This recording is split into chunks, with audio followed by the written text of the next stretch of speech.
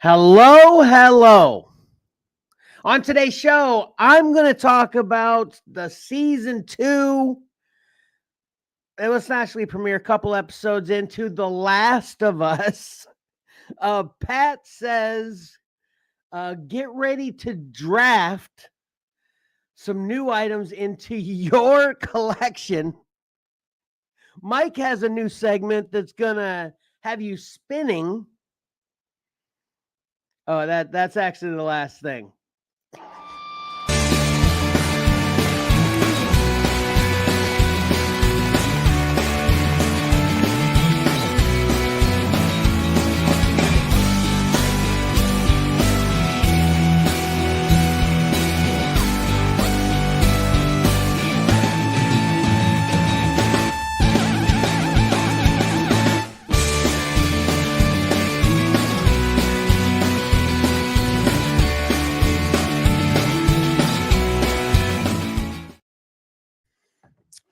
Welcome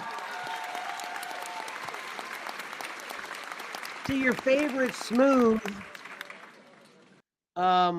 live stream whatnotting podcast. I don't know what I'm doing today. Comics and collectibles in the crawl space. My Xcellar Comics. I, of course, am the normal, usual intro comedian Kevin, and all the guys that got their act together are here. First up's Pat. Good morning, everybody. Good morning. And then next up, of course, is Mike. Hello. Sorry. I'm clicking, and nothing's happening. Uh-oh. Oh, sure. Yeah. And then lastly, Karen's in here somewhere. Thank goodness. Imagine how smooth that wouldn't have been had I had to control everything else too. Jeez, Yeah. Oh man. Am I not awake yet? I don't know. So what's up, guys? We're only 24 hours and 15 minutes late.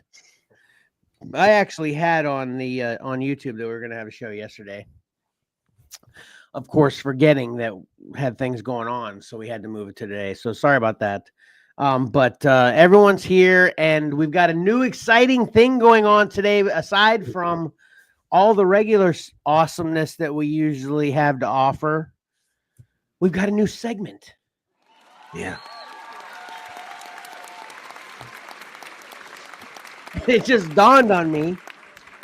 We didn't actually talk about when that segment's going to happen. Mike, this segment's your baby. So, I don't know.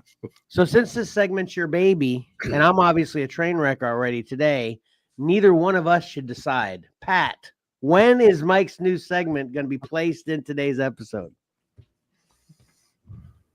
Right now. What? Right now? Okay, fine.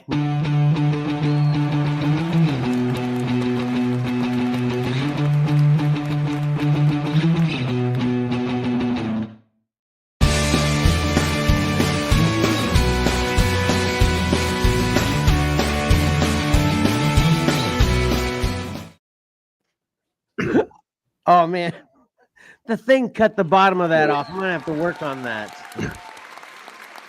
Yeah, that happens to me. I when I put my pictures in and then I put them up to make sure they all look good. The thing's scrolling. I'm like, oh, I've got to move that up, but not this time. Yeah. Sorry about that, but there it is. It's the record of the week. Yeah, I'm excited about this. I'm excited about this too. Karen's not excited that she needs to make a new banner that says record of the week that has to go across the bottom, though. Yep. Yeah, the hard part was, okay, what's first? I can only imagine for you. Pat, are you feeling for Mike in that predicament? What's he gonna? There's probably so much he wants to show us. Yeah, I feel like it's either some new release or something important to him. Yeah. There you go. New release. Awesome. New release.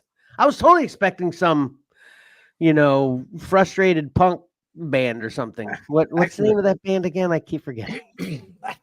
Tragically hip. Tragically. Frustrated. Sorry. I'm not intentionally butchering that. They sound cool. I know. Every time. Yeah. Awesome. That can't stay there. Right. Yeah, actually, when you sent the idea, boom, I was like, I know exactly which one I'm doing. And I didn't do that one. That can't stay there. Sorry. Karen, you have to have it on. You have to hit the. It has to scroll. That's why it's coming up like that. Yeah. So, and half of my excitement is I get to do some cool layouts. So Yeah. Okay. You want right. to put you, or you can handle putting yourself to the side whenever you're ready for that, right? Or do you need me to do it like you do with Cover Combat? No, I'm just going to share pictures like normally. Okay. Yeah. So you can, yeah, there you go. That should work. Okay. And this, I don't know if these are going to cover the whole screen or not, but our first one is Coulter Walls, Cypress Hills, and the Big Country 7-inch. Okay. Yeah, you've never heard of it, right? Never heard of it. I've heard of Coulter Wall though, only because of you. Right. So, and one rule I'm making for this for a while anyway is I have to own a physical copy of it if I want to highlight it. Okay. Fair. That sounds like a good plan. Yep. So some stats on this. It's a 2024 black vinyl in a poly sleeve release, limited to 1,000 copies. If you want to buy it right now, Discogs has 2 copies available, one for 150, one for 200. And then there's Mercari. I think that's how you say it. I've never heard of it, but I found a copy on there for $168. Yeah, I've bought some things from Mercari. They're kind of like Pinterest, right? That's what I kind of like in Mercari too. Do you the same way with that, Pat? Or have you ever heard of Mercari? Yeah, that's mainly where I sell stuff these days. Oh, okay. Great. Pinterest or Mercari? Mercari. Oh, okay. Pinterest. Can you sell stuff on Pinterest? Probably these days. I don't know. Yeah. I think I've actually bought something from Pinterest. Yeah. Yep. Anyway, so okay. What I haven't heard, Mike, I'm sorry to interrupt you. What I haven't heard about is Discogs. What is that? Is that something? Is that only a record place or something? Yeah, it's actually really cool. You know, it's it's a free account you can set up. You can catalog everything you have, records, CDs, cassettes. You can catalog them all in there, and it also is a marketplace where you can sell them. Ah, that is cool. And I have purchased from Discogs before. Oh, nice. Yeah. So and that's where I'm going to try to get most of my sales data, because they have a great thing. So the sales, is that an app or a website or both? It's both. Okay. Yep. So here's the sales history. It's actually come down a little bit since October.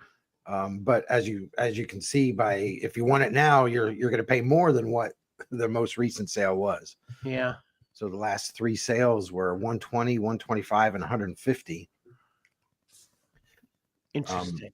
And this is unless you get it digitally, this is the only place that you can get the Cypress Hills and the Big Country song.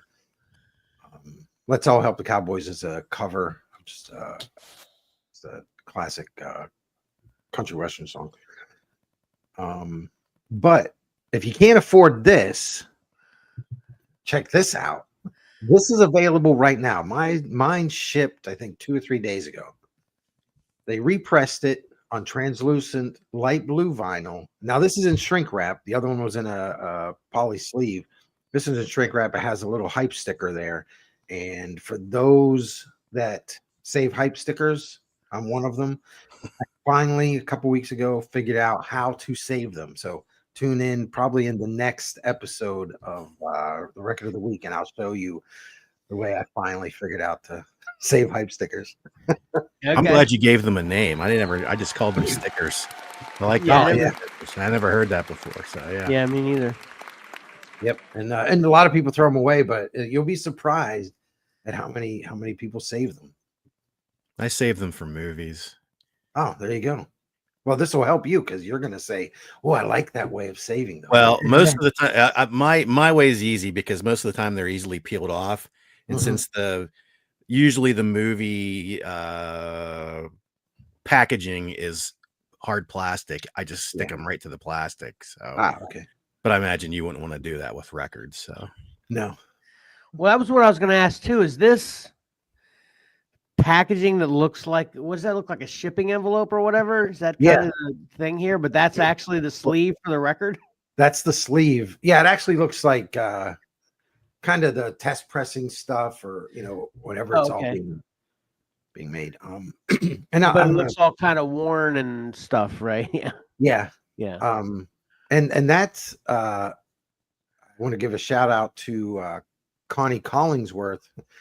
She's actually one of the co-owners of La Honda Records. Well, I'm getting ahead of myself. So you can go right now to lahondarecords.com and order this for $12.95 plus shipping, which I recommend doing it. Who knows where this is going to be? There's going to be a total of 2,000 copies of 7-inch out there, 1,000 black vinyl, 1,000 translucent blue. And Coulter's becoming more and more popular. I started listening to him in 2017, and he's slowly every year he's gaining more and more fans. Did you say more and more fans? Yeah. So I have a question about that. Do you have like kind of a hit? What year did you say? 2018 for you personally? Yeah. When you discovered him? Yep. When you discovered him, would just kind of a general idea, because I'm just curious, and I hopefully the audience is curious about it as well. But was there like 100 people following them then, and how much is it now, kind of thing? What is it? Oh, I don't even know. You don't even have any speculation? Yeah, I don't have any. Was he pretty big when you discovered him already, or did you discover him in like early?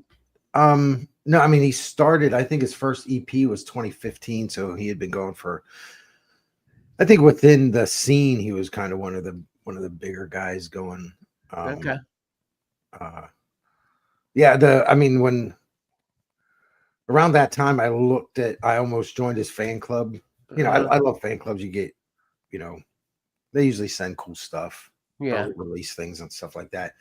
And I didn't, because it was one of those deals where you couldn't do it digitally. You had to physically send $5. I'm like, oh man, I'm not going to get around to doing that. Okay. So I didn't, and I think around 2020, I finally threw. I think I'm around 400, number 400. And at the time, it was called the Folk Singers Union, which I thought that was pretty cool too. But I guess at his request, it's been changed to the Culture Wall Fan Club. So I think I'm around 400 and something. So, and that was in 2020, I guess. Can't remember. That's what he was then. So what is he now? Do you know? Do you have an up? I don't know. Yeah. So while you're, these are the kind of questions people are going to want to know, Mike. Yeah. I'm just saying. That's all I'm saying. Well, I think it's still $5. $5. You get a card and probably a sticker. Yeah. And they were doing Christmas cards. This past year they didn't. I think maybe there was tour stuff going on, or they're just busy because. I'll get to what I like about the record labels. It's small, independently owned. Yeah. I'll get to that in a minute. But what I wanted to point out is, and I've shared this guy with Kevin already. While you're over there ordering this, you can pre-order Cade Hoffman's Relics and Remnants acoustic record, $25. If you any orders placed by May 9th will be autographed.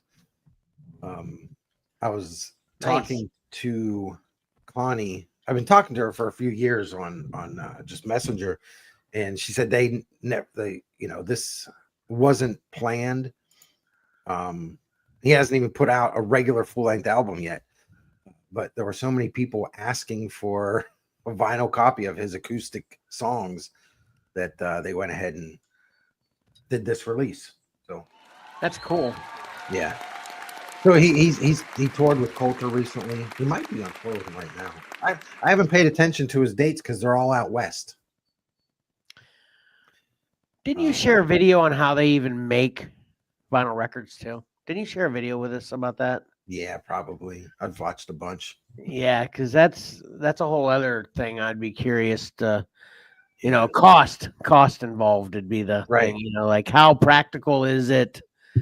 How small does it matter you are? How much does it cost for you to print a single like this?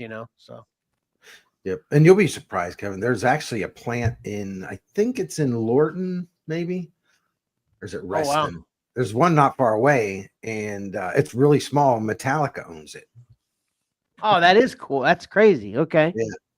I looked at employment opportunities there. There are none. Okay. Not even for a runner or a gopher or something?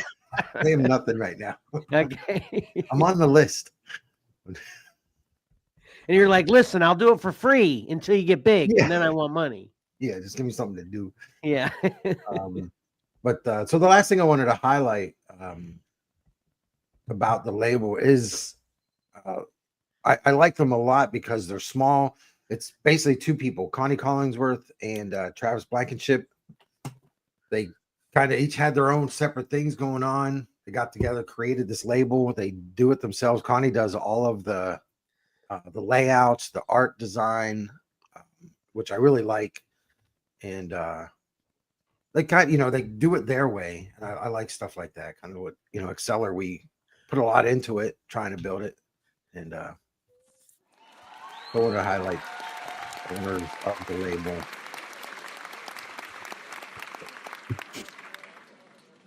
Very cool. Okay. So that's it. All right. That's it. Awesome.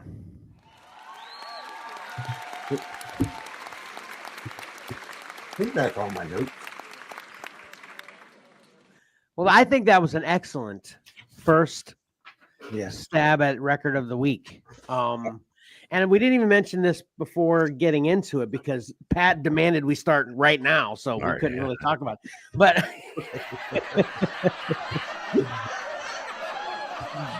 but not that we really need to point this out because obviously it's our show. We can do what we want. But just point out our process. Obviously, we've talked about it a bunch, but we've never gotten into it in detail ever yet. But obviously, Mike's a big record collector. He's been a big music collector for as long as I've known him. But record is making a cut. Record vinyls are making a comeback. Do you even? So how's that? What's your all's opinion on that? This is just a thought, real quick, as we wrap this up. Mm-hmm. So record is like a generic term to us, at least, for all albums, or is it albums that's a generic term for all albums? But vinyls is a specific for a literal, vinyl record. But if we say record to some young folk, are they like, what's a record? Or do they still think record for new albums? You see what I'm asking for the terminology on that? What say you, Mike? Yeah, I think nowadays more and more kids are getting into I say vinyl. They're getting into it. So if you say record or vinyl, I think they'll know what understand it is. Record. Okay. More so than cassettes. I think some of them cassettes are still pretty foreign to them. Yeah. But bands are starting to put things out on cassette again. They're real limited. I think out of the three, you can get vinyl, CDs, and cassettes. Cassettes are still the least produced. Yeah. But they're starting to put them out on it. Yeah, it's an interesting kind of phase in time. Obviously, that's what we started with, and then we moved into digital. Yeah. This generation's obviously just used to digital, but they're moving towards, because they appreciate how holding these things and hearing them and touching them can be very gratifying, So physical media is making a comeback, and we're all like, yeah, this has been cool. We should have never left, right? that how you And then- feel about all that too, Pat? Right? Yeah. Well, CDs are coming back. That's what everybody keeps saying. Never got rid of any of mine. I still have all. I don't even know how many I have. 1,200, maybe. I got rid of a whole lot of mine. Yeah. I was just talking to you recently about how I regret getting rid of all my cassettes, but Yeah. that's a whole other show. But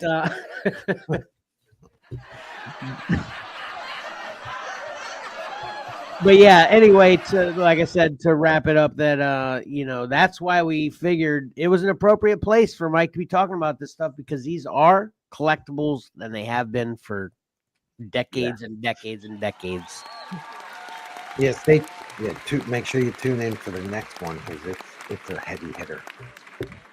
Awesome. I'm already excited. Let's just end this show and all right, cool. Thank you so much for that, Mike. I look forward to all of them. I thought that was awesome. Like, And so on that note, I'm going to do my best to keep what I have to say short, because we're 24 hours and 15 minutes. Karen does not believe it, but watch me.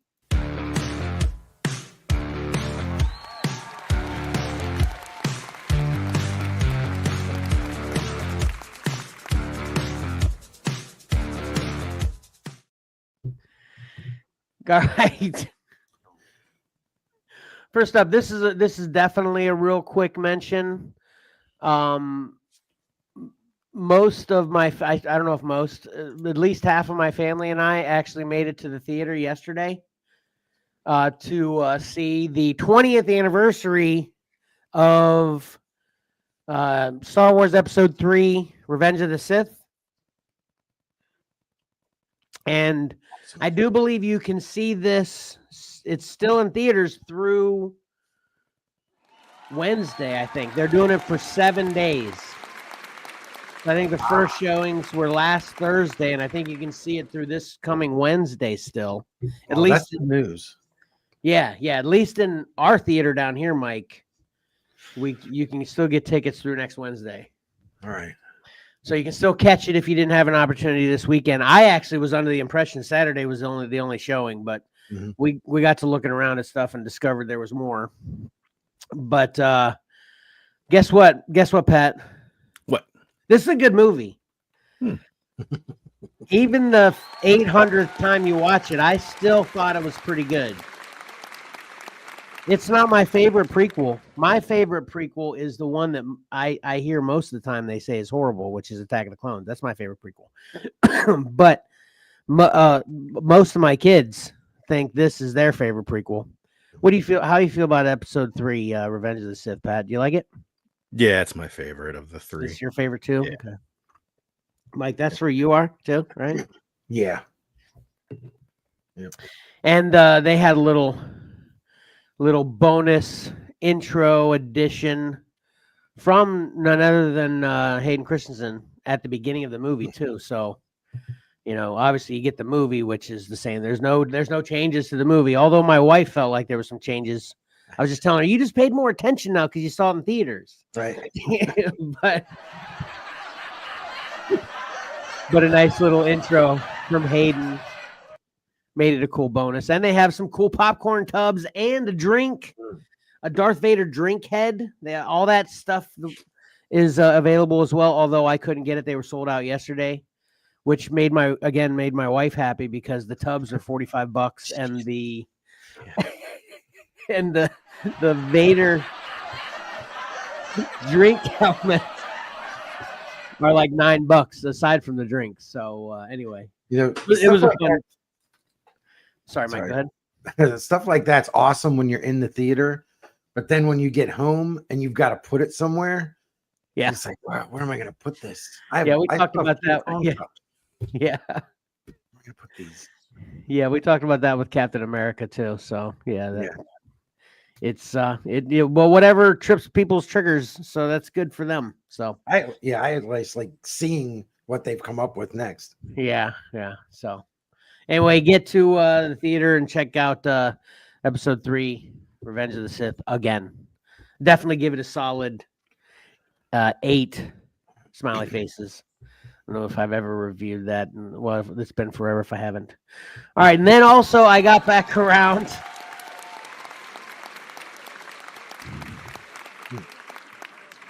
to finishing Daredevil Born Again.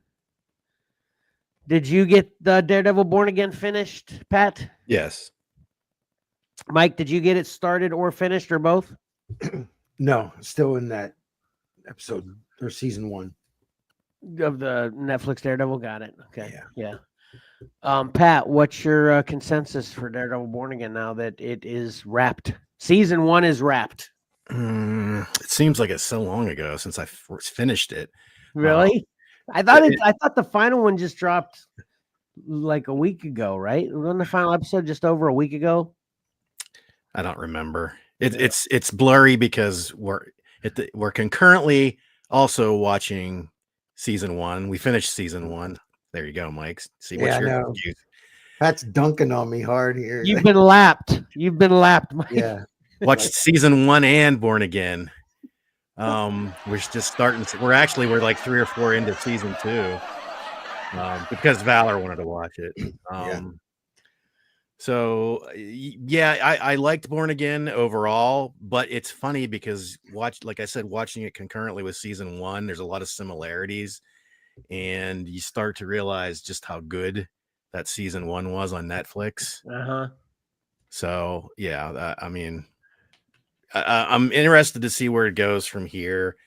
I was hoping the ending, they could have done a lot of things at the end of the finale episode of season 1 of Born Again that they didn't do.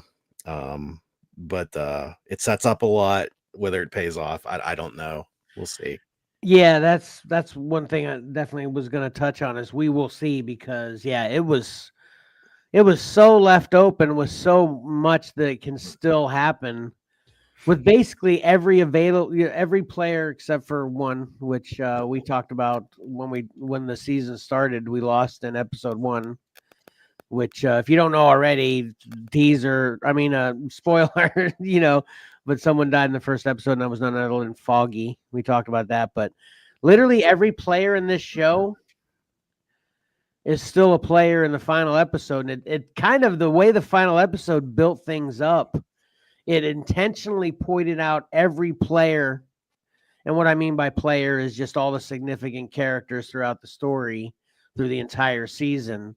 So all the significant players in the show seem to be like going to be a significant part. They're all shown in this dramatic conclusion episode with this extremely serious monologue by Daredevil kind of showing them all. So it's like, who are we going to focus on? Where are we going for season 2? That kind of thing. That's what I was thinking, at least, like you kind of touched on, Pat. But I definitely thought this was quality. One thing that definitely stood out to me also with Born Again, it's crazy because we started on Netflix and now we're on Disney. But man, this Daredevil was way more graphic. Wow. Yes. Right, Pat? Especially that one particular Kingpin scene. Yeah, I know. That was shocking. I mean, obviously, good is, but from perspective.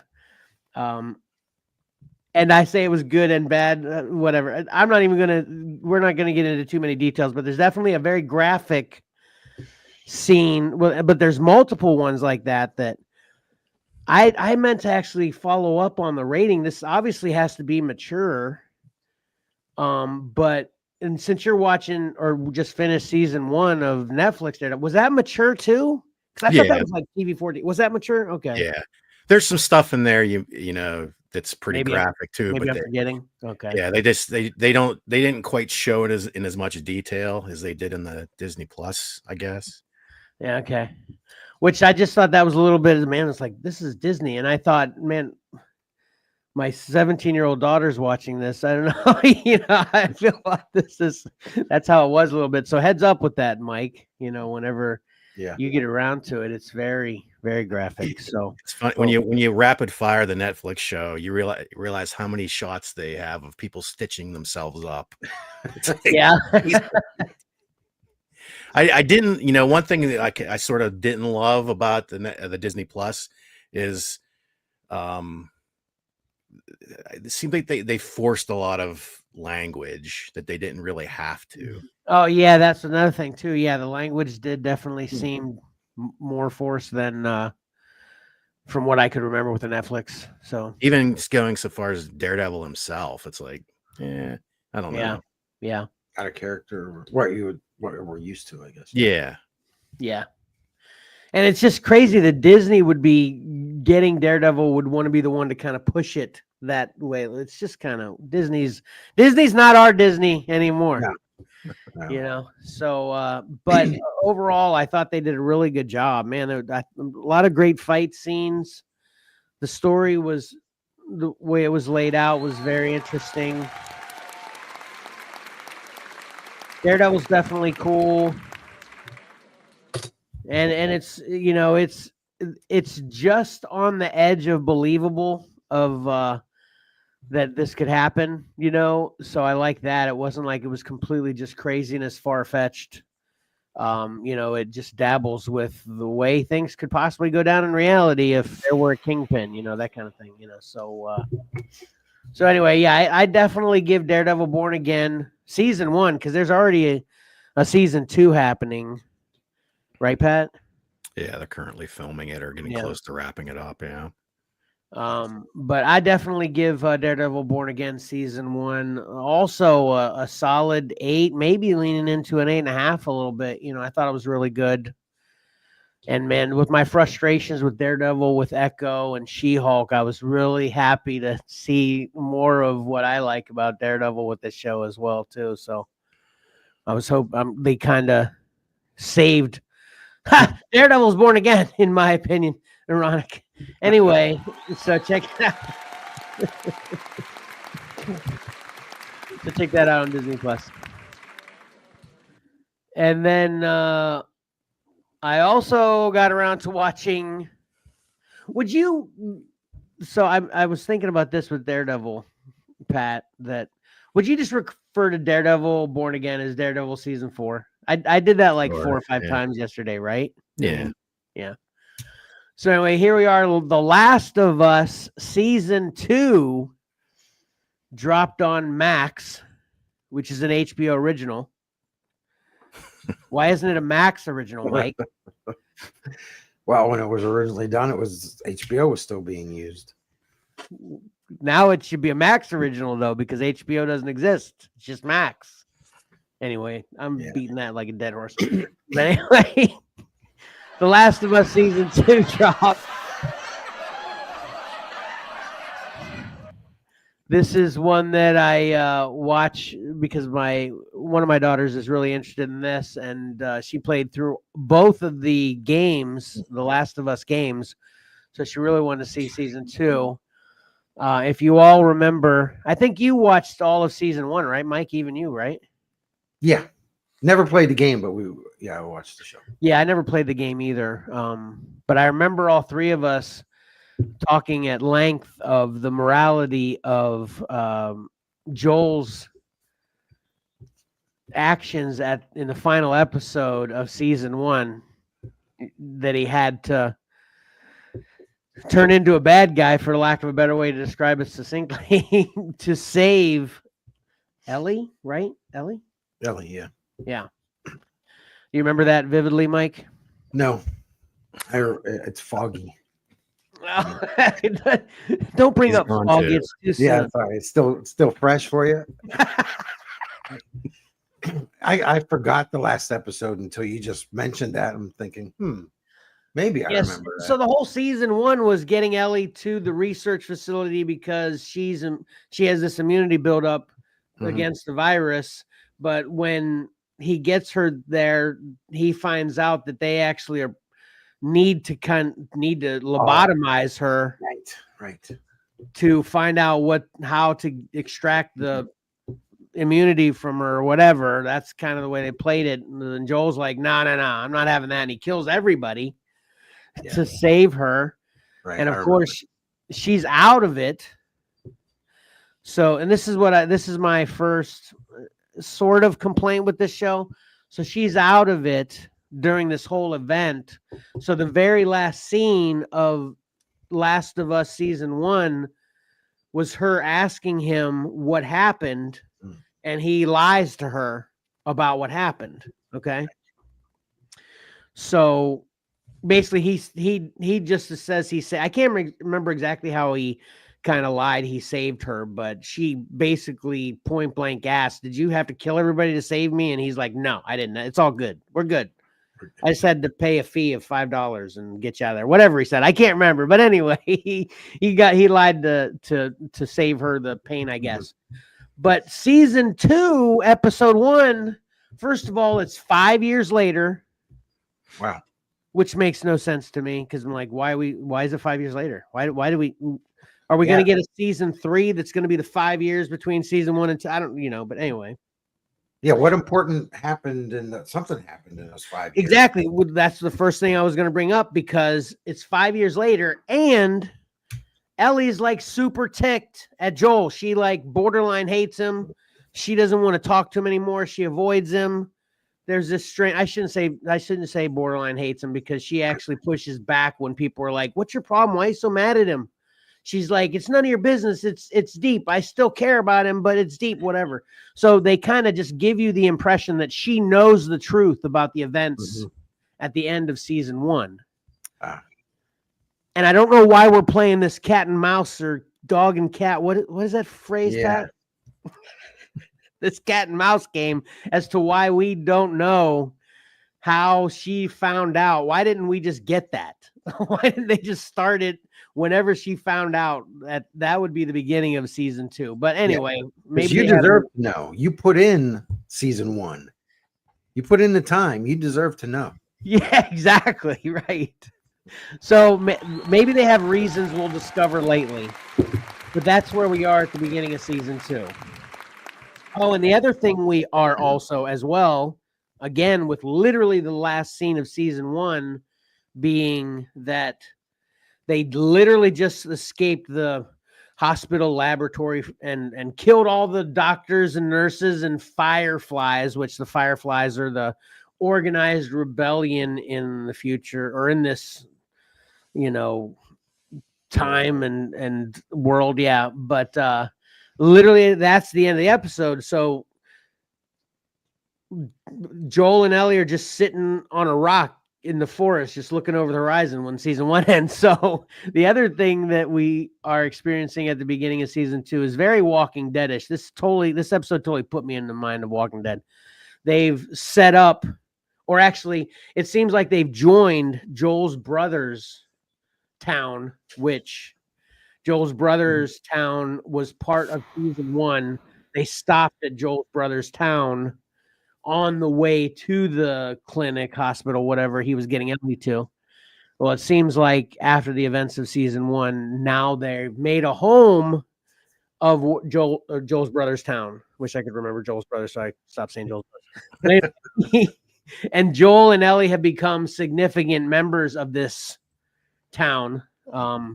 Joel is just like Rick. He's running the show. He's kind of the one in charge, telling everybody what to do, where to go, how to fight, blah, blah, blah, all this stuff, right? But the whole time, again, Ellie hates Joel. And that's kind of what episode 1 was, just kind of setting up. That's where we are. This whole other weird thing happened. We've gotten this discussion about this one guy that, and ironically, his name's Eugene. Eugene's Walking Dead too, right? Yeah. So there's this guy that we've talked about multiple times in episode 1 and 2 that Joel had to kill, named Eugene, and his wife is the town psychiatrist that Joel goes to talk to about how his relationship with Ellie is strained. So she's mad at him for killing her husband. Yeah. But I guess everybody understood there's something that happened.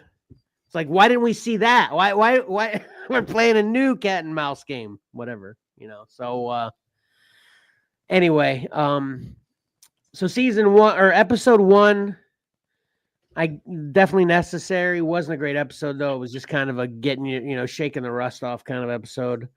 But then episode 2, what were they called in a horde, right? I don't know. I'm telling you, this is just like Walking Dead. You like Walking Dead, you're gonna like the show. Essentially, let's start there. what was it called whenever there was a million zombies coming at once? A horde, right? Yeah. So basically episode 2 is all about a horde of infected coming. And let me tell you, it's epic. It is awesome. And there's also a new thing that comes to a head like halfway through the second episode, which well, they give you a little teaser at the beginning of the second episode. One of the doctors that was killed in the events of the final episode of episode 1 was the father of this girl that is mad about it, of course.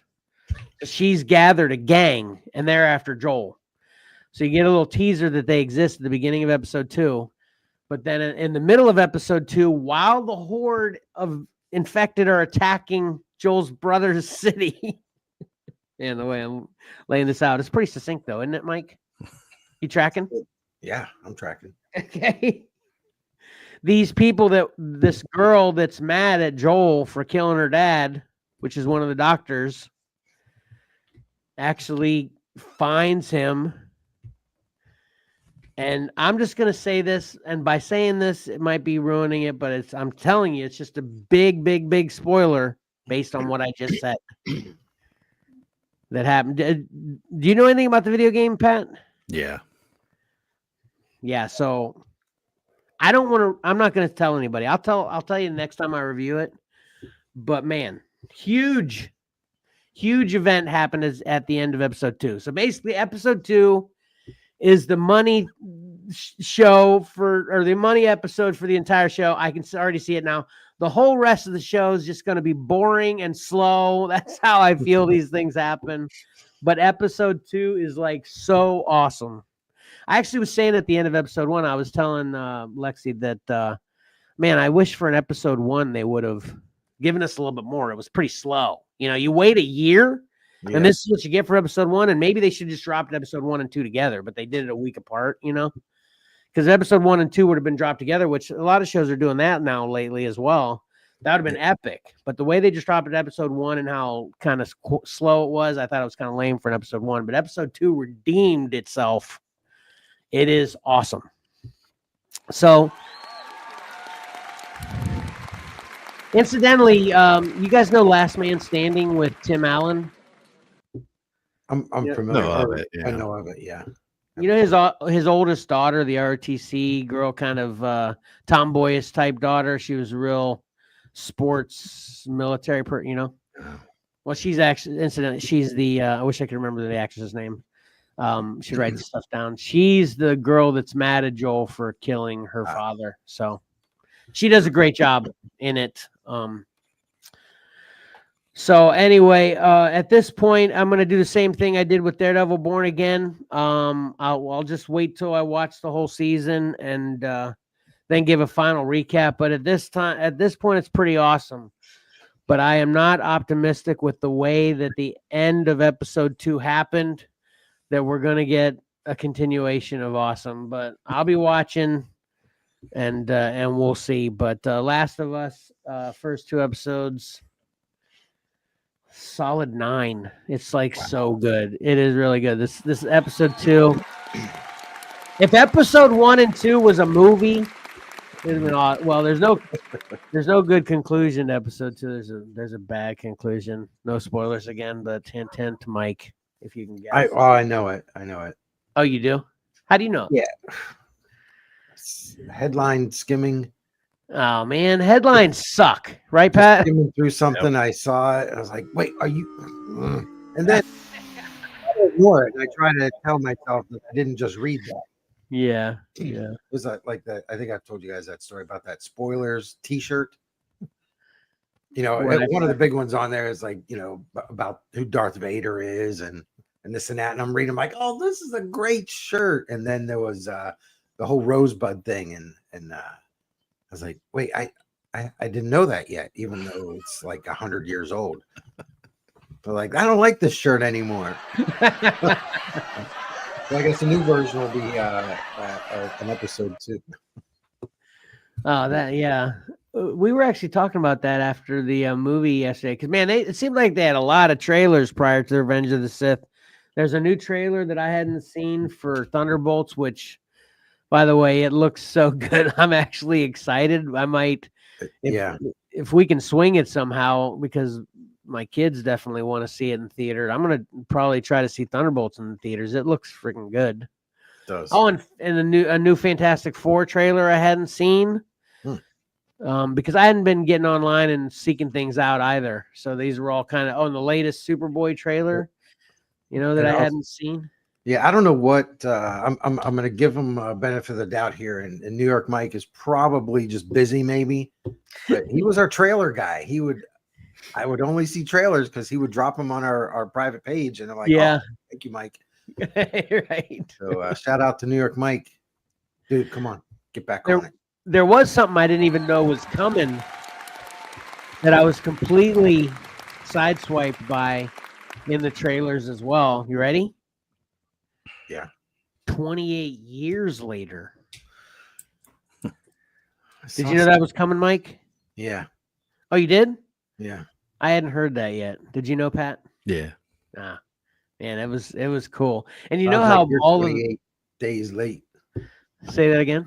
You're 28 days late. I guess. But yes, 28 days later was first one, 28 weeks later was the second one, now the third one 28 years later. So it was pretty crazy trailer. Have you guys seen the trailer? No, didn't watch it. Gotcha. Okay. All right.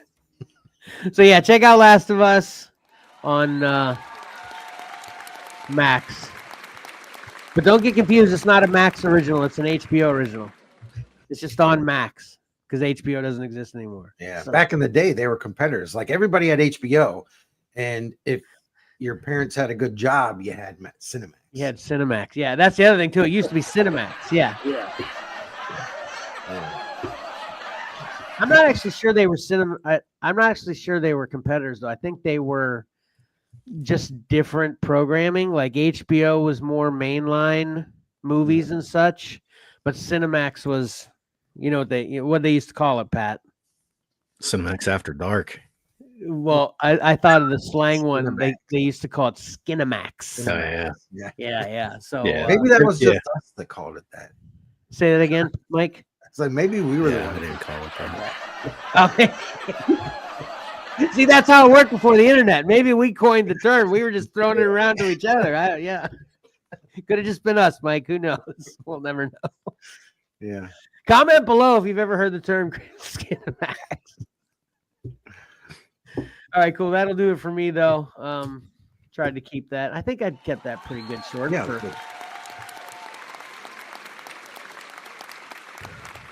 So then up next, let's get 2 weeks of. Oh wait, I think we got a comment. Karen, is that a Skinemax comment? Yes, Sinov. A couple of us watched Daredevil: Born Again. They did. Appreciate you chiming in. Yeah, we just talked about it. We thought it was overall good. Let us know what you thought while we get into talking about a couple weeks of comic books here.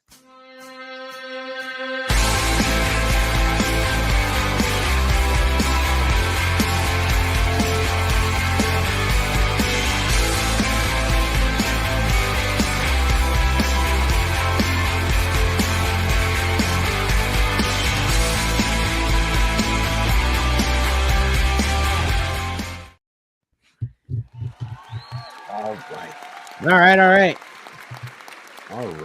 Here we go. Did Sanov let us know what she thought, Karen? No? Karen, we can't see your face down there. You got your little pickup, even even for us. We want to see your face. There you are. Okay. All right, Mike. Sorry. Go ahead. All right. Let's see. We have 10 covers. These are from April 23rd last week and this coming Wednesday, April 30th. Let's see. This is from I selected from 1,190 covers. Nice, man. Fortunate of being dynamite. I have a curiosity question about that first. Okay. How are you working this? now that it's every 2 weeks and you're doing 2 weeks, Yeah. are you trying to keep up week after week, or when it's getting close to the show time, do you go through 2 weeks, or you kind of eat it like an elephant, bite by bite, as the 2 weeks goes along? What do you do? No, I'm glutton for punishment here. I do 2 weeks all at one time. Man. That can be fun though if you got the time. That's the whole thing. If you got the time, it's fun. Yeah. So yeah, here we go. And the breakdown is 561 for the 23rd and 629 for the 30th. Okay. All right. So it was more for the 30th. Got it. Okay. Yeah. Yeah, I think that's because Herculoids came out, and that's right. Dynamite, and they have their books. Each of their books have like 60 or something. I don't know. It's crazy. Yeah, man, I want to talk to somebody at Dynamite. I got so many questions. All right. Here we go. Predator versus Spider-Man #1 from Ryan Brown. Absolute Wonder Woman #1. I think I didn't write that. I think it's the 5th printing from Dan Mora. Batman 159, Joe Quinones. Then One World Under Doom #3. This one's for Kevin, Gabriel Del Otto. Amazing Spider-Man #2, Pablo Villalobos. And Godzilla versus America, Los Angeles. So everybody knows there are going to be, this is the #1. I think they're one shots. So there's going to be a Godzilla versus Chicago and probably a New York, I think. But this is the first one to come out. This is Los Angeles. And then Godzilla versus Spider-Man #1. I'm sorry. The Godzilla versus America #1 is Gabriel Hardman.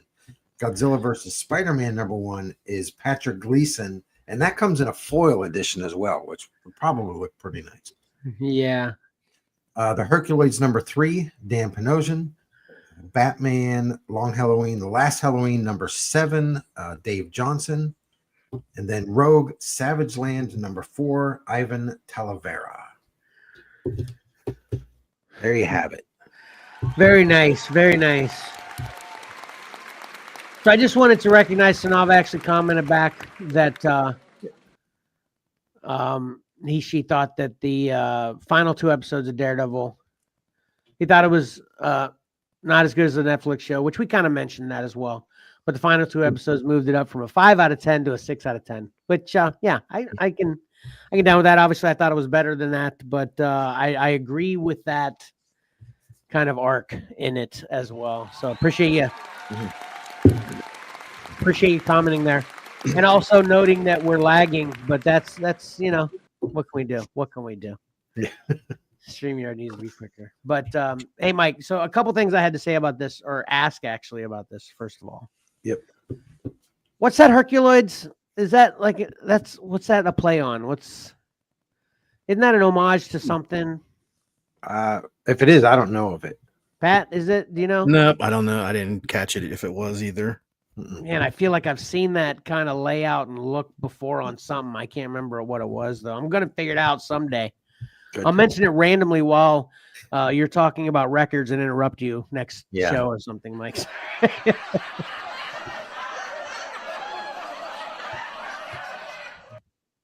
But I'm glad you mentioned that about Gabriel Del Otto. I won't exactly spoil my picks exactly, but yeah, man, that Doom cover is great. And then last thing I wanted to mention, because we talked about all these one shots wrecking my CLZ collection in a way I don't like. You know what they did back in the day? Do you remember, what was it? Mephisto versus, that was the latest one I came through randomly when I was served. It was just Mephisto versus, and it's one series, right? But whoever he was versing was different in every issue. Remember that? Yeah, X-Men, Fantastic Four, Avengers. Exactly. Yeah. So that's what they should do. That it should be Godzilla versus this whole series, and then plug in Los Angeles and Spider-Man or whatever you want to plug in, but it's all Godzilla versus, so it's one run of stuff. Now, yes. Sorry, Mike. Go ahead. No, in the CLZ app, there is a way, I think, to group them the way you're talking. Oh, really? Yeah. The only problem is it takes time. You've got to put the effort in. And Have you ever done it yet with anything, or you just seen it? I've tried grouping things together, but I haven't put in the effort to work, figure it yeah. completely out. Yeah. Yeah. Well, once you do, let me know, and if I ever figure it out before you, I'll let you Okay. know. But that sounds awesome. I wasn't aware of that. Yeah, because my true believer section is just scrolling on forever. Yeah. I should have Oh. figured. That's what we love about the CLZ app. Anyway, it's so personally editable. So Edible. that is one thing that's awesome about it. So I should have figured you could do that. So Yeah. anyway, let's continue on. Sorry, Mike. Go ahead. All right, that's right. All right, so let's get to the 3 most popular covers amongst our group here. Coming in 3rd place, we have Godzilla versus the Amazing Spider-Man #1. Nice. This is epic. The audience doesn't care about this one at all. I don't know what they liked. Yeah. Oh, they didn't like this. I'm going to disagree with the audience on this one. Man, this is really cool looking. I thought the way it's laid out is so awesome. Pat, how'd you feel about this one? I liked it, but it wasn't in my 3. Yep. Mike, you vote about it? Vote about it. Did you vote on this one? I forgot what I voted for. Yeah, I'm with Pat. I liked it, but it wasn't in my 3. So now I've again commented on this one too. This one sounds crazy. I don't know if Sanam would have voted on this, but sounds wild as well. It sounds wild.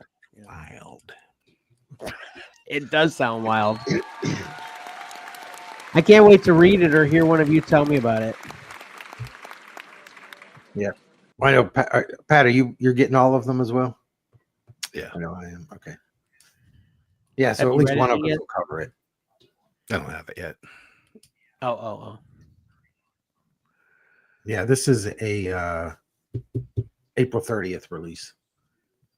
Nobody has it. Okay. This comes out next Wednesday. Got it. Okay. Yeah. All right. In 2nd place, not surprised here. I figured this would place in the top 3. Rogue, The Savage Land. #4, Ivan Calavera. Yeah, it checks out. This one's pretty awesome. I've never been a big Savage Land fan, so that trade took me off a little bit. So I don't think I voted for this one, but the art's definitely awesome. Yeah. Yeah, I don't like it. It's funny. I don't like Rogue's trade dress. I don't like the way they do Storm's trade dress. Yeah, there was a time there where Spider-Man, I didn't like his with the little jaggly edges on the bottom. Sometimes that, like you said, sometimes that'll really throw a cover for me. Yeah, definitely. This art's good though. You like this one, Pat? There were 3 covers I immediately disqualified, and this is one of them. Do you care to elaborate on exactly why? I do not get the fascination with Savage Land Rogue. I don't know why she's so popular besides the obvious, but I mean, I just don't like this artwork. I don't think it's very good. Gotcha. Okay. All right. Yeah, I think everybody in my house voted for it except me. Yeah. The young man in my household voted for it. Okay. That checks out. I'm looking to see what Mark voted on. No, he did not vote on this one yet. Probably next year. Next year. Yeah. Yeah, I'll put it out there. Mark voted for both of the Godzilla books. Well, so did my boy too. So I was agreeing with Pat. This was pretty basic. Got it. All right. All right. And then, I'm just realizing. Oh. #1, Absolute Wonder Woman. Why did I put 2nd? It is definitely not the 2nd print. I think this is the 5th printing. Supposedly these are connecting covers with the Trinity Absolute books, and I put them together, and I don't see how they connect. But Dan Mora did them all. But here you go, Dan Mora winning this week. But what I was noticing right before the drum roll, I got 0 correct. Oh man. Well, what can you do? You're picking all 10 originally. You know, you're a little bit biased to yourself in every way. Yeah. Yep. But I think I hit that Wonder Woman too. I thought that was great as well. Yeah. So I got some two notes I want to throw out there. Okay. The Herculoids, which I did vote for, I was really, it's great when someone else really loves something you put on there. And after Johnny had voted, he sent me this. He's like, this one might actually get me to the comic book store. I need that cover. So, and Johnny doesn't buy new books. So I was like, oh, there we go. That's great. Yeah. Yeah, that is awesome. I agree. Nice. No 3-piece for Dan Panosian, though. No. Yeah. 3-piece are always tough. Yeah. In every aspect. Yeah. Oh, I meant to tell you too, Mike. I wanted to vote for that Doom so bad, but I resisted because, man, Doom is one of my most hated characters in the whole entire Marvel universe. What? I can't stand that guy. What? Well, yeah, seriously. He's always been bottom tier as far as liking him. It's the concept of him is cool, but it's just I guess they've done so well in all my experiences with Doom over the years. I just hate that guy. Literally, I'm serious. That's why I didn't vote for him. Because you know how when Mike sends these to us, he's got all the artists and the titles up top, and it was like One World Under Doom, gave it all that. I'm like, oh, I kind of went straight to that. I was like, oh man, that's awesome. And I'm not voting for that. I hate that guy. I'm serious. That's exactly what was going through my mind. The Fox books for Marvel, how you said you didn't like that color band down the left edge. Yeah. And in the past, it was always fine for me. I'm like, oh, I kind of like it. I agree with you here. I hate it on this cover. Along Spider-Man there. It just really distracts from the artwork. What say on which one? Oh, the 20th Century Fox thing. 20th Century Fox. Yeah. Yeah. Okay, gotcha. Okay. Yep. I've got some input on Doom. Not even really a villain because he's a bad villain. So he's a bad villain because he's not even really a villain. Got it. Yeah. Well, I guess that's up for debate, I guess. Right? He's a complicated individual. Yeah, and I think that's there's so many of those in the Marvel universe. Usually my youngest daughter, those are her favorite characters, the complicated villains. But I think my third pick was this Predator versus Spider-Man cover. Yeah, I love that. That wasn't that my third pick? Yeah. Yep. You and Marcus like that. I think the Batman was how I've said it a million times on this show, I got to take my Batman seriously. Okay. You mock my Batman. I'm not voting for your cover.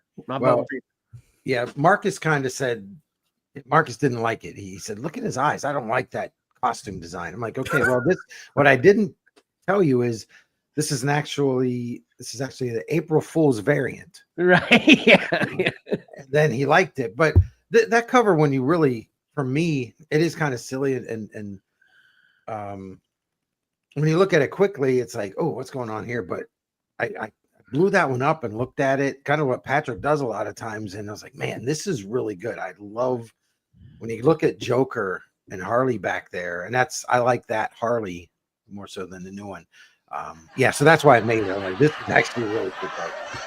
Yeah, I'm not usually one for the jokey joke covers, but this one was so well done. I voted for it. It's so well drawn. Batman's expression is brilliant. And I agree. Joker and Harley look very good too. And the background's nice. Everything was really well done with this cover.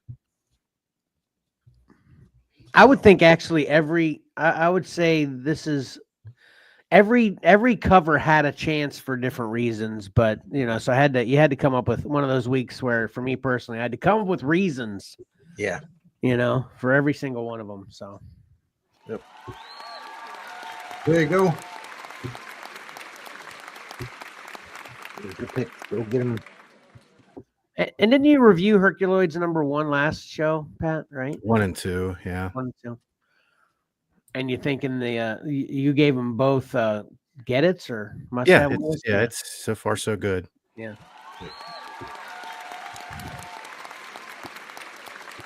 All right, awesome. Great job again. Once again, Mike. Thanks.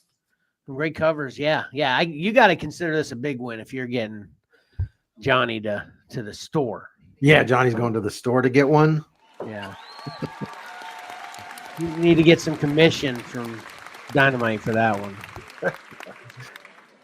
Sold him a $5 book. Yeah. All right, and maybe more if it's good. Well, if Mike or Pat's reviews and these awesome covers, maybe he'll get the run. And then you know how it goes. You get sucked into one, and then you're going in to pick up the one, and then you see blah blah blah. And then you're right. This 4 years later, and Patrick reviewing it made me look. I'm like, okay, because I'm getting this cover, so I think, okay, now I need issue 1 and 2. Which covers there do I want? And then I start looking at #4. I'm like, okay, which cover there am I going to get? And unfortunately, this Panosian cover is like my favorite one out of issues 1, 2, 3, and 4. I like Joseph Michael Linsner a lot. It's just I don't know. I like the grittiness of Panosian's work here, where Linsner's real slick, and I don't think it fits the characters as much. But I would say that tracks. Yeah. So I've got I want this series. Okay. Yeah, it makes me actually makes me want to pick up the show too. You could probably rewatch them on YouTube though, because I'd love to revisit to see if it still holds up. Anybody watched any Herculoids recently in the last 10 years? No. I haven't, but Mark actually said, "Is this new?" I'm like, no, man, they've been around for a long time. And then I said, as soon as we're done here, I'm going to pull it up and I'm going to show you on YouTube. And we got busy. I was looking for an explanation ending there. That dropped off the cliff. I know it's got a full series released by Warner Brothers on Blu-ray, so there's always that option. There you go. Gotcha. Yeah, I definitely want to grab that. So I'm actually going to keep us in this order. For you ready to get in some talk about some of these awesome books, Mike? You ready? Yep. All right.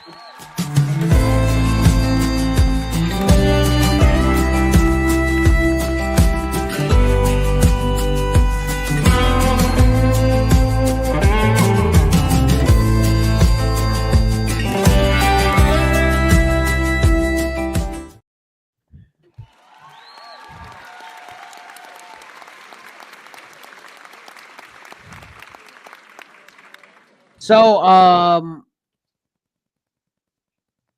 I liked what you said at the end there of the pick 3, Mike, because then that kind of was a lead in to what I'm going to review. And you'll see what I mean here in a minute. So I read Silverhawks #2. I reviewed #1. I didn't actually write down when this came out. But it's been a while since I've been to the comic store, so I know this has been out for a while. But I reviewed #1, so I figured I'd check out #2 because I'm very busy right now. So I had to squeeze something in there, and I love these covers, and that's kind of what you mentioned. These are more like the slick covers that kind of make sense to be slick rather than the grittiness of Herculoids, right? Mm-hmm. And yeah, man, that was, again, we've talked about this so many times, but I just mentioned it again. What's cool about these ones too is in the end, it's got a couple pages of all the covers, and literally it's 3 pages of covers. So there's 36, I think, covers for just this issue, which, for number 1, when there's so many covers, it's kind of like, okay, you're trying to really grab people into number 1, but when it gets to number 2, and I think with Dynamite, they just for every issue, regardless of what number it is, right? That there's a ton, right, Mike? Right. All right.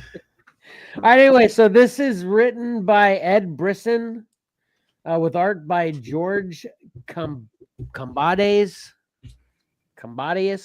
However you pronounce that. I apologize if I'm butchering it.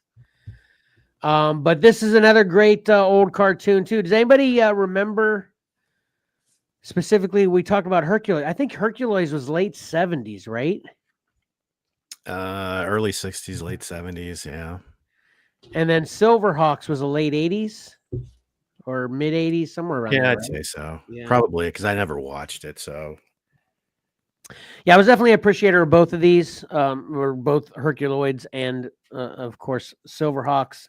So that's why I definitely want to check this out as well. I just mentioned in the first issue that the old Silverhawks from the cartoon are kind of old vets now, retired.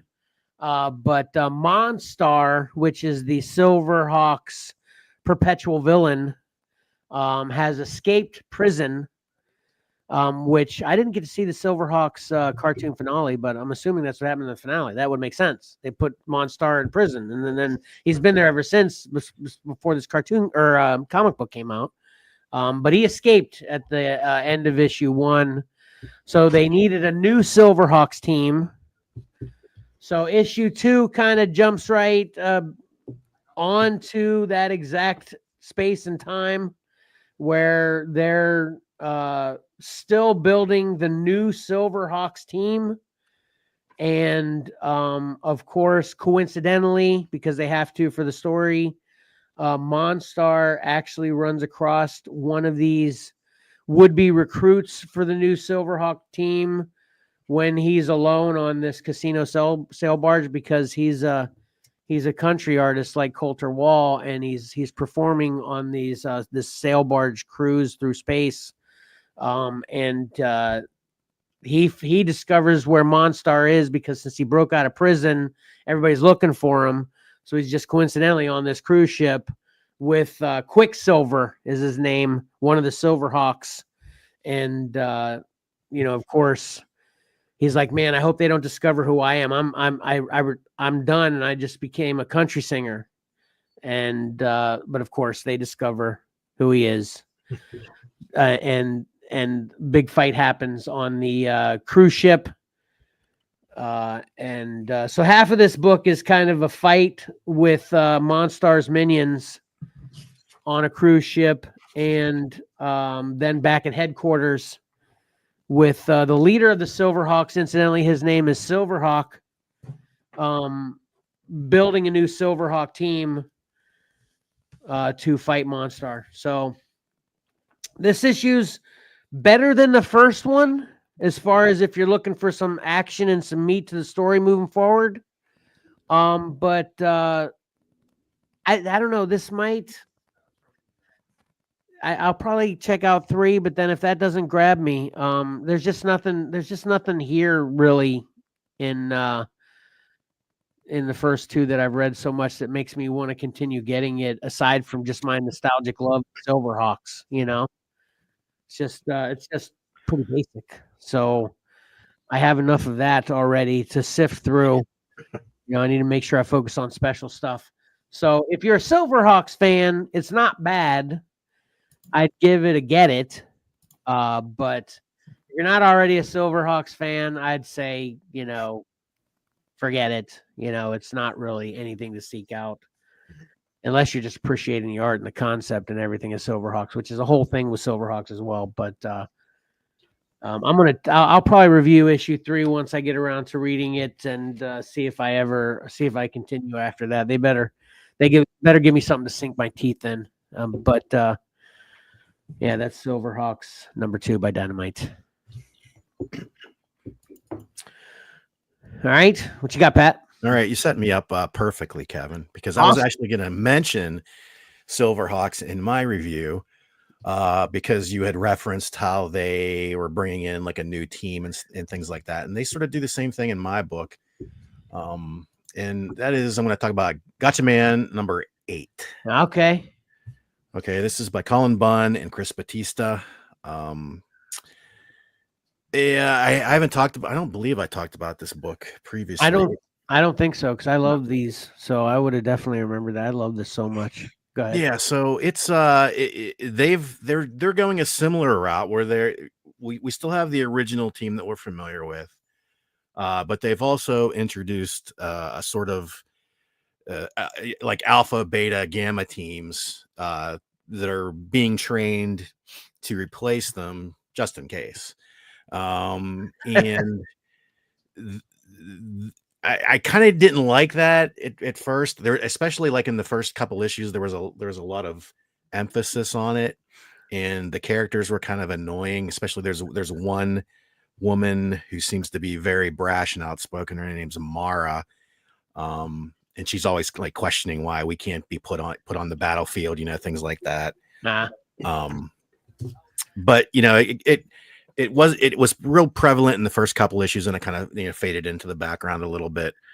But you kind of see you stick with this book, and you kind of things really clicked in these last 2 issues, especially this issue 8. This is the second part of a 2-part story where Galactor, that's the big evil organization, they've unleashed a mecha, a new mecha, this moth mecha that is unleashing this toxic gas. Well, that's not toxic, actually. It's like releasing people's inhibitions, and they're turning violent, turning on each other. So the whole city's gone nuts, and the Gotcha Man team has been sent to find out why this is happening, try to control the population, try to defeat the mecha. So they put the main gist of the team on the ground to try to control the crowd. And meanwhile, Ryu is in the Phoenix trying to defeat the Moth mecha. Meanwhile, the Science Patrol team, or the International Science Organization, there's all kinds of names, but you got the names you got to remember. Plus, you always in the back of your head, if you're a big Battle of the Planets fan, which was the American iteration of Gotcha Man here, they use different names, and so you always kind of have those in the back of your head, but you kind of got to get used to the real Gotcha Man names. What's the name of the team again? I'm sorry. What's the name of the team? Yeah. The Gotcha Man team, Science I thought they had another name. Maybe I'm just thinking of their individual names. So anyway, go ahead. Yeah, like in Battle of the Planets, they were called G-Force. G-Force, that's what it was. Yeah. Okay, gotcha. Yeah. Yeah, it was like a direct play on Gotcha Man. Right. They never called them Gotcha Man in Battle of the Planets, but there was you probably, maybe, I don't know, as a kid you might have wondered why there's a big G on all their belts. Yeah, I never thought about it that deeply, but that makes sense. Yeah. So anyway, so meanwhile, the International Science Organization, they're trying to engineer an antidote while all this is going on. They're trying to buy time where they can come up with this to sort of quell the riots and put everybody back in place. So meanwhile, so the team's on the ground controlling the population. Joe, who was the Condor Gotcha Man, he was always, he was the brash, sort of argumentative member of the team. His breather gets broken, and he's infected by the gas, and he starts to attack the leader, Ken. And that's sort of always in play with the animation, where they always had a back and forth. They kind of, Joe was always rubbing Ken the wrong way. Yeah. They had they were a team, but he was always the hothead of the team. Yeah. So this was a perfect opportunity to do sort of this storyline in the comic where, supposedly all his inhibitions are wiped away, and he's attacking Ken and letting sort of letting his nature be unleashed. And they have a big long battle. And I have some, I forgot I have some interior pages here too. So 1 second. Mike, were you into G-Force? Did you remember Battle of Planets? No, I was never into it. I remember, this is the funny thing, the Battle of the Planets, what I remember, my first noticing it was Alex Ross's cover. Oh, really? Yeah. I don't know. Just a side note, funny thing. I was always confused as a kid with Battle of the Planets. I thought it was like animation based on. Remember the Waltons guy did the movie, The Battle of the Planets. You remember that movie with the big hammerhead shark-looking spaceship? No. Anyway, it's like I said, it's a weird side note. I was a kid and I was like, wait, this Battle of the Planets isn't the same as this Battle of the Planets, But anyway. Yeah. But another side note too, just because I love to talk about my past, is the owl guy. This owl. What's his name, Pat? The owl guy. His gotcha man name is Ryu, but he was called Tiny on Battle of the Planet. Tiny, exactly. Yeah, he actually was influential in me falling in love with owls, which used to be a big thing for me for a while. But I love the owl guy. He was my favorite guy in G-Force. Anyways, just a side note. Karen, did we watch this? Did you watch this with me as a kid too? You don't remember it? No. And last note too, before you continue, Pat, I'm sorry to interrupt, but this is Mad Cave as well? Mad Cave, yes. Man, this is issue 8. I wish you would have reviewed issue 1. Now I got to go track down 7 issues. They had a free comic book day release. Did they? Yep. Unfortunately, I don't think I got it. They didn't have it for me or something. I don't remember. And then I never saw it in the stores when we went. So, which, by the way, free comic book day is next weekend, everyone. Yeah. So you're saying they didn't have it in your pre-order options, right? I did pre-order it, but I didn't get it for some reason. Oh, gotcha. Okay, gotcha. Thanks, whoever is in charge of that. Yeah. I think maybe I'm getting confused. There was something I missed last year. I think this was 2 years ago. I don't know. Anyway, so so here's a little one page of them, fighting it out. And like I said, meanwhile, there's Ken and Joe battling it out. June and Jinpai are sort of on crowd control in the meantime. See, they're trying to, keep everybody under control.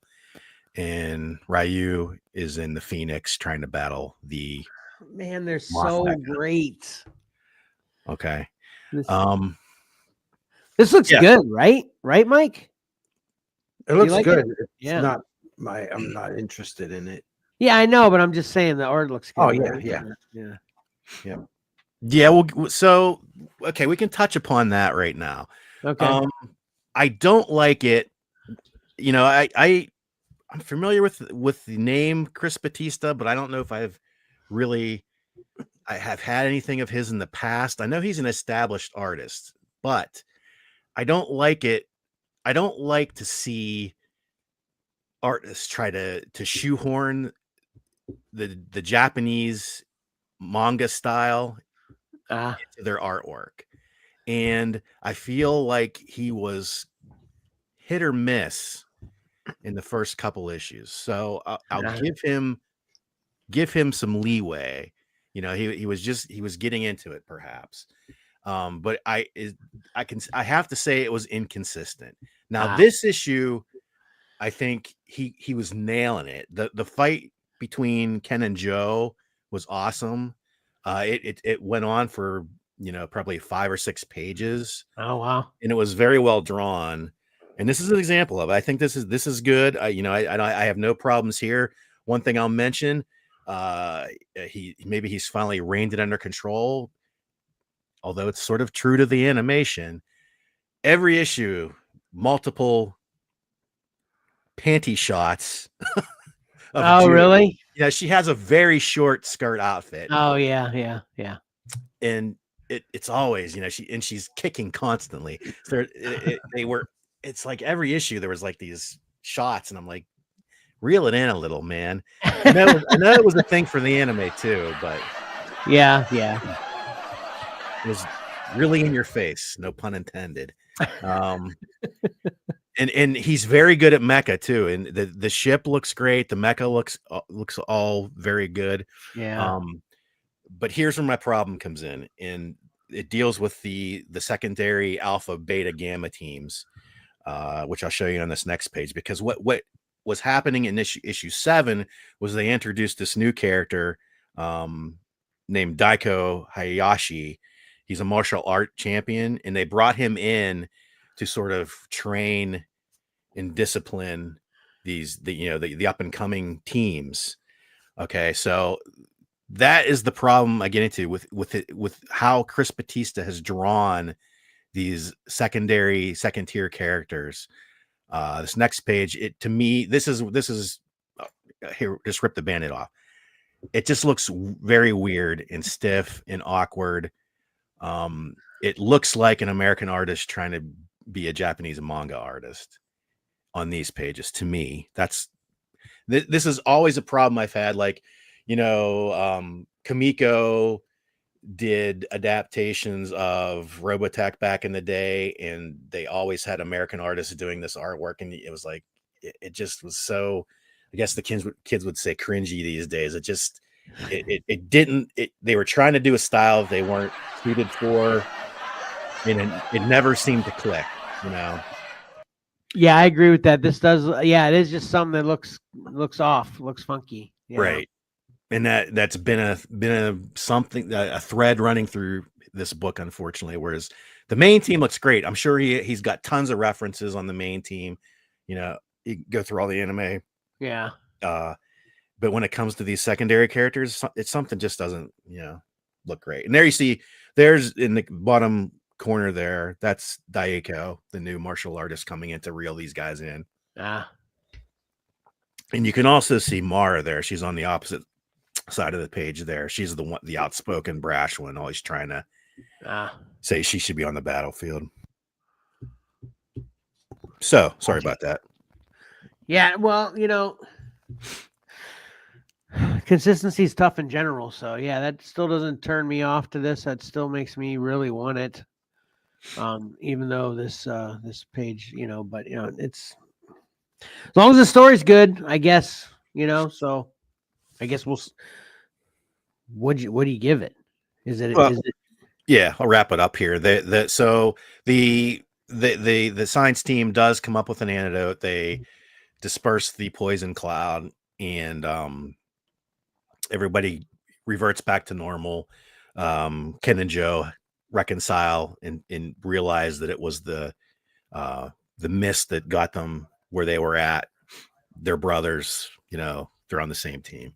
Everything's fine and dandy. We cut back to the training of the team at the end here, and the big last page reveal, which I'm going to go ahead and spoil this. Okay. If you don't want to know, tune me out.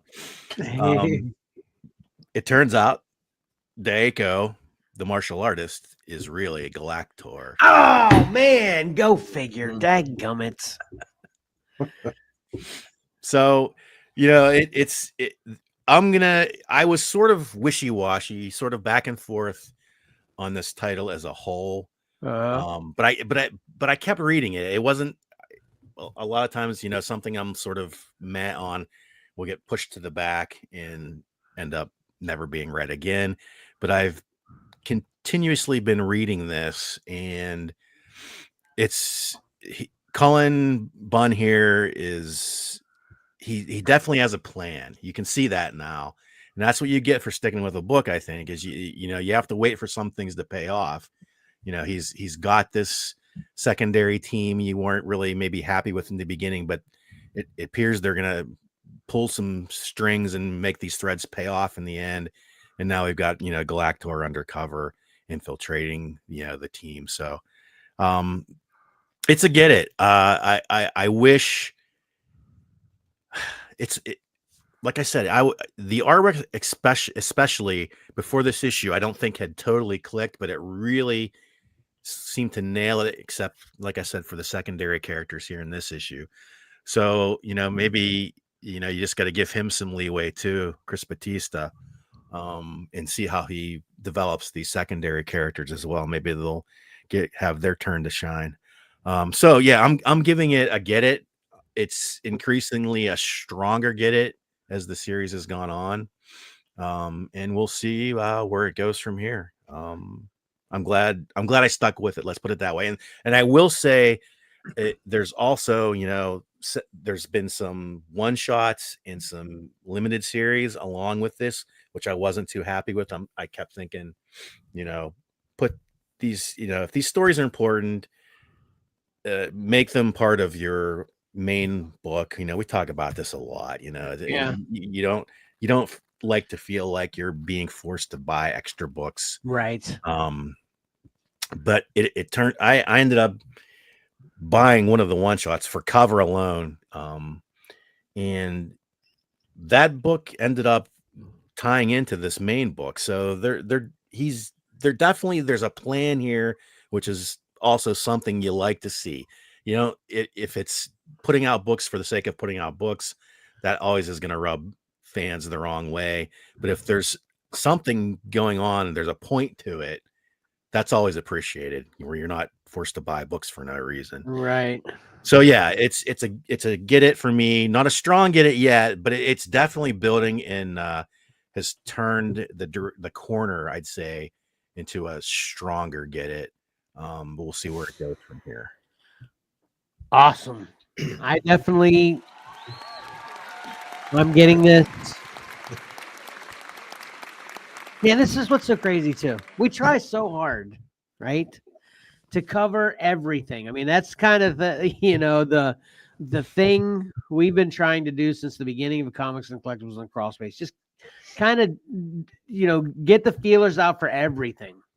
We have previews. Obviously, this, covers, get it or forget How did I not know Gotcha Man had a current running series? I'm so frustrated right now. No one ever put that in previous previews. I didn't. Am I totally forgetting that? Right? Did you have it in previous previews, Pat? Probably because number one came out so long ago. We're talking, a year and a half. Oh, that might have actually been before we started. Yeah. Previews. Yeah. Okay. Yeah.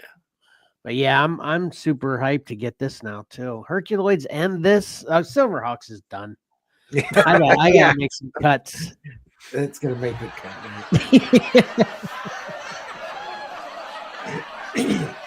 All right, so awesome. Thanks, Pat. Mike, what do you got? All right, I read a classic here.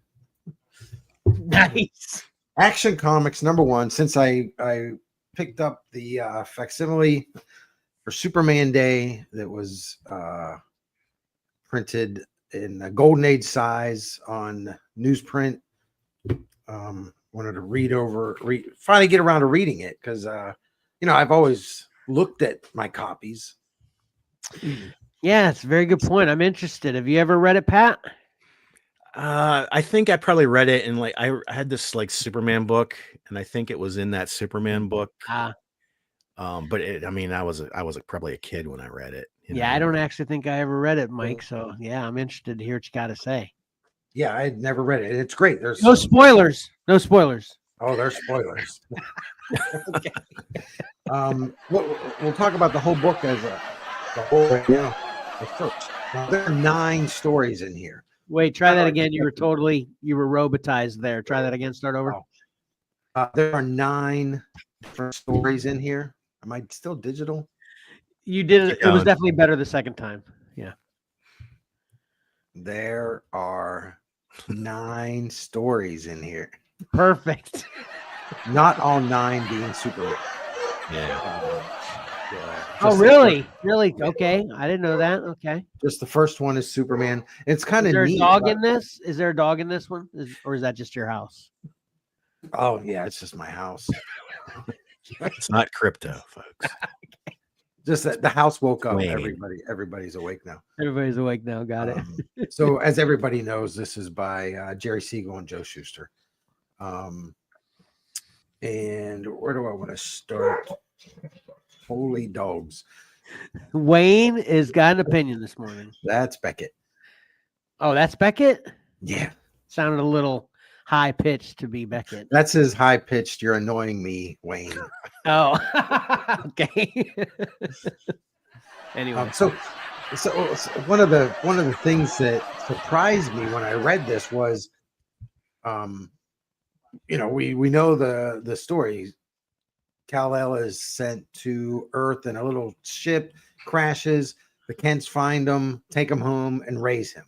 yep. No. What? In this, the first page has his whole kind of history.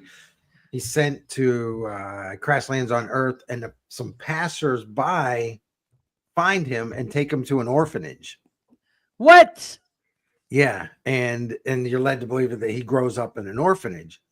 After this, Siegel and Schuster were given a comic strip to do, and they kind of fleshed out his backstory a little bit, but it wasn't until the actual Superman #1 where they named the Kents, and they did still take him to the orphanage, but they went back to the orphanage and adopted him. So I was a little surprised with that. It's like, wait a minute, where'd all that come from? Yeah, okay, yeah. I got questions now. I need answers for in the future, Mike. If you're willing to investigate this, there had to be a point. When did we first get that common knowledge lore that the Kents found Superman? What is that in the original Superman movie? Is that the first time we saw that, or did? Yeah. Well, in Superman #1 issue #1, they named the Kents and they explained that they went back. No, I know, but ever since the Superman movie, I've totally been under the impression that Superman was found by the Kents. He was, but it wasn't in here. They fleshed that stuff out more, starting in a little bit in the comic strip, in the newspapers, and then more so in Superman #1. And then from there, that's where they built off of that. But initially, Interesting. Yeah, it's just. I've got a perfect title for a documentary I want to watch. It's called Superman: The Evolution of Lore, or something like that. Yeah. The Evolution of Origin, or something like that, because that's crazy. Yeah. And one thing, in the modern books, you read a Superman book, and there's one, he's kind of dealing with one or two things. In this, he does a lot. He saves a woman on death row by turning in the real murderer. He saves another woman from domestic abuse, and then he even takes Lois out on a date, but he's kind of pushed around by some mafia goons, and Lois gets upset at his role as the weakling, and that's quote there. He plays that role, so he now all the way back at Action Comics #1, Clark Kent had that kind of persona that he would play, this little weakling thing. So that was kind of cool that carries all the way back. Yeah, interesting. Yeah. And then he saves Lois from the goons who follow her in a taxi. And then he captures a corrupt senator. So, man, he was busy in Action Comics #1. They had a lot of Superman storying to tell. Okay, so you said there's 9 stories. Did you just summarize like 5 of those stories? Is that what it was? Are they separate? Are they written as separate stories rather than kind of linear? No, that was all one. One thing. Yeah. Okay. Wow. Okay. I do have some interiors here for you because the artwork is fantastic. And I think this is kind of interesting. This is where he saves the woman from death row. He went and got I think it was the governor, woke him up in the middle of the night, hours before the execution, but it's kind of neat all the way through it. The logo on his chest isn't defined very well. It's just that triangle with the little, some dots there. Does the governor actually shoot him? Thank God he's Superman. No, that's the governor's bodyguard, or Okay, well, does the governor's bodyguard shoot him though? Yeah, he shoots. Jeez, thank God he's Superman. That little trigger happy there. Right. He was. Well, he had broken in. And then I really like the way, and this is all for the time period, the 30s. I like the way Lois is drawn here. Yeah. And there you go. Reluctantly, Kent adheres to his role of a weakling. He's like, "Oh, okay, go ahead, Lois. You were dancing with me, but go ahead with this goon." Man, that is really cool, man. You got to be able to appreciate this old art. That's for sure. Yeah, and presented in a newsprint, it's just so much better. Yeah. And I know this is a stickler for you, Kevin. So I did a side-by-side comparison. After Lois leaves, the goons follow after her and they force her taxi off the side of the road and they snatch her out of it and they take off. Superman, of course, comes and saves the day. But look at this. You like whenever the cover actually happens in the book? Yes. Well, here you go. It really happened. That green car, it's the car of the goons that kidnapped Lois. So there you go. He shakes everybody out. They knew what they were doing. Look at that. Look at that, Pat. Isn't that awesome? Yeah. That is so great. So So him there you shaking it out. So He that catches Lois. this is okay. This is doubly great, Mike. Not only you're mentioning one thing I love so much when it's actually in the book, but also it explains what's like Superman's not just killing somebody by wrecking their car. He picks it up, he shakes them out of it, and all the people are running from the car before he crushes it. That is some awesome storytelling. Yeah. That is Really epic. Now here's just a bigger picture of that whole scene. And I had to go back when I was looking at this. I'm like, is that Lois? I didn't realize she fell out of the car too. Is he catching her? And I had to go look at the book and think, I think. Well, it looks like he has one arm free when Yeah. he's doing the shaking. He's doing with the right arm, and then the left arm he's snatching Lois so she doesn't fall on her head. Right. Man, that is so awesome. I love that so much. This is on page 1 where they're kind of explaining. Love this. I love the drawing of the train. That's Mike, Clark right there. this is right up your alley. You love pictures that look fast. Yeah. And Yeah. So what I did was I cropped it. It's like, man, look how great that looks. Yeah. Sorry, Pat, I'm blocking you out here. That's all right. But it's just I sat here and just studied just the train. And there's so much detail there, but there isn't any detail. Right. That's a good way to put it. Right. It really got it all across. So it's just fantastic. So here's some examples of other stories in here. There were 9 total. There's this Western in black and white. I read this one's called Chuck Dawson, and this is kind of cool.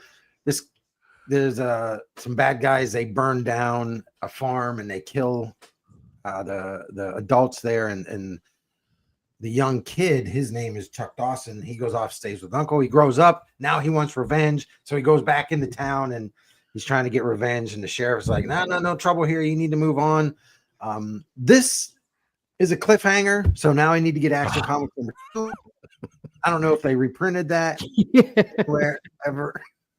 I need to know, did Chuck get revenge here? Interesting. Yeah, this one was How cool. many pages is this book anyway? First of all, do you know that? I don't. I should have looked. Does it feel double sized at least? Or? Oh yeah. Okay. This is big. What's so cool is in the Superman story, they numbered the panels, and there are I think 96 panels or something like that. Luckily, I have it here with me. We'll see if there is a page count. No page count. But they numbered all the Superman panels, and there were 98. Can you go back to the Superman panels you had up? Oh, right here. Oh, they're in the bottom left-hand corner. Bottom left, yeah, 65, 66. I didn't even notice that. Did you notice that, Pat? Yeah, I did. Oh, that one you can't see. Yeah. But this is the beginning of it. There's 21, 22. 22. Isn't that cool? Sides. This is when they're just creative. You know what I love about that? I actually love that idea. You know what I love about it? You know exactly which way to go. Yeah, because it doesn't seem like it's complicated in this one, but you know how books can be complicated like that sometimes. It's like, wait, am I supposed to go here? Especially if it's a crossover to the second page of Yeah. That's awesome. Yeah. So that story was cool. I liked the artwork. I think it worked really well in black and white. I probably would not have liked it as much in color. Yeah, but there I are agree with other that. color stories in here. Zatara, I did not read this one.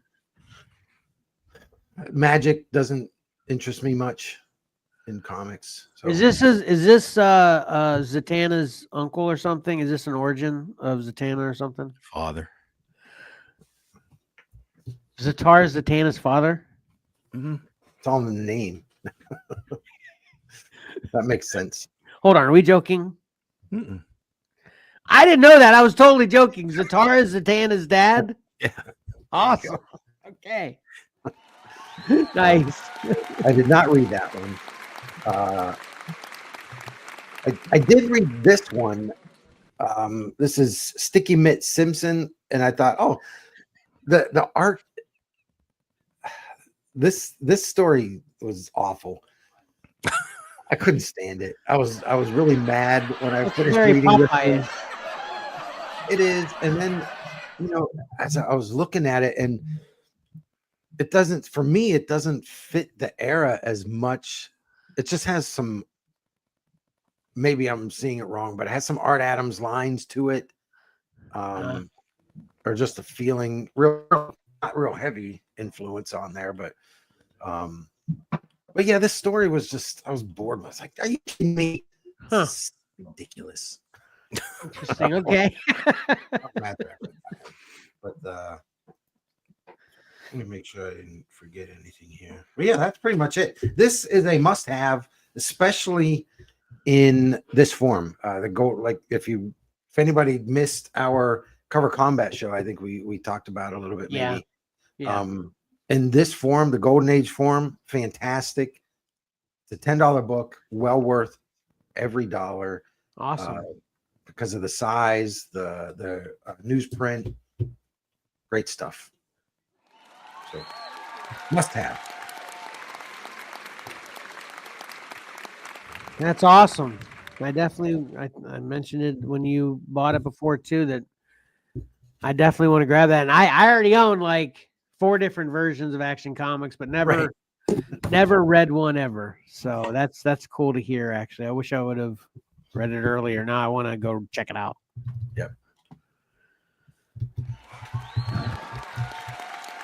And if anybody get Action Comics #2, I'm sure they reprinted it in a collection. You'd assume, yeah. Awesome. Today we got I think this may have been the first time ever. We got a get it, a forget it, and a must have in one episode. There we go. Nice. Good stuff.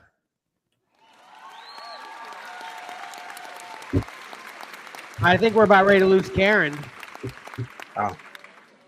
Bye, Karen. Oh, sad days, Karen. I really want all your background for some people's favorite segment of Comics and Collectibles on the Horizon. I'll have to see what I can do with it, though. Love it when you're here, though, Karen. We miss you so bad when you're not. Have a great day. Are you ready, Pat? I'm ready.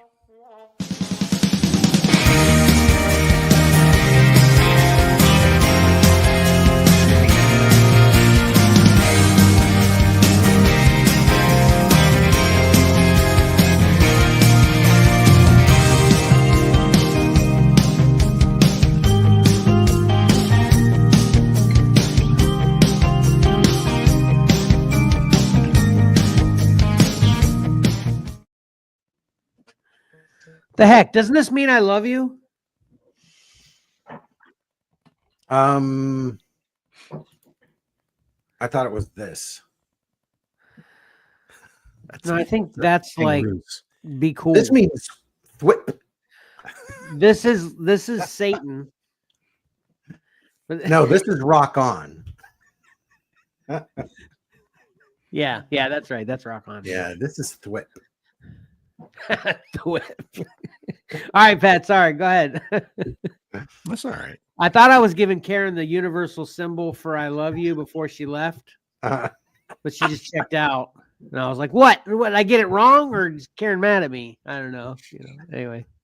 All right, Pat. Sorry. No, it's all right. I thought you were rocking out there. Yeah.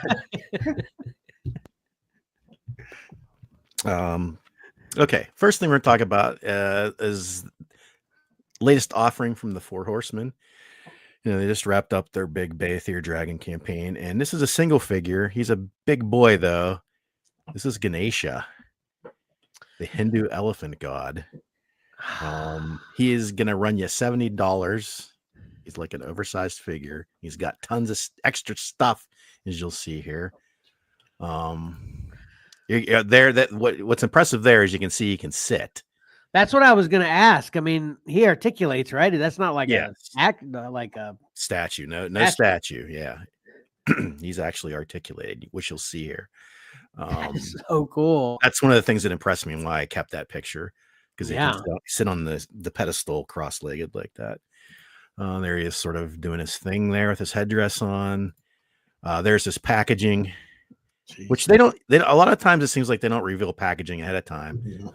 They do a lot of like blister package stuff, not really a lot of box things. So I guess they want to show off the box here. And here you can Very see cool. everything it comes with. That's awesome. So yeah, Right, Mike? typical. Yeah, it's really cool. Detailed, packed out Four Horsemen style here. Did I even mention it? Yeah, he's in the Figuera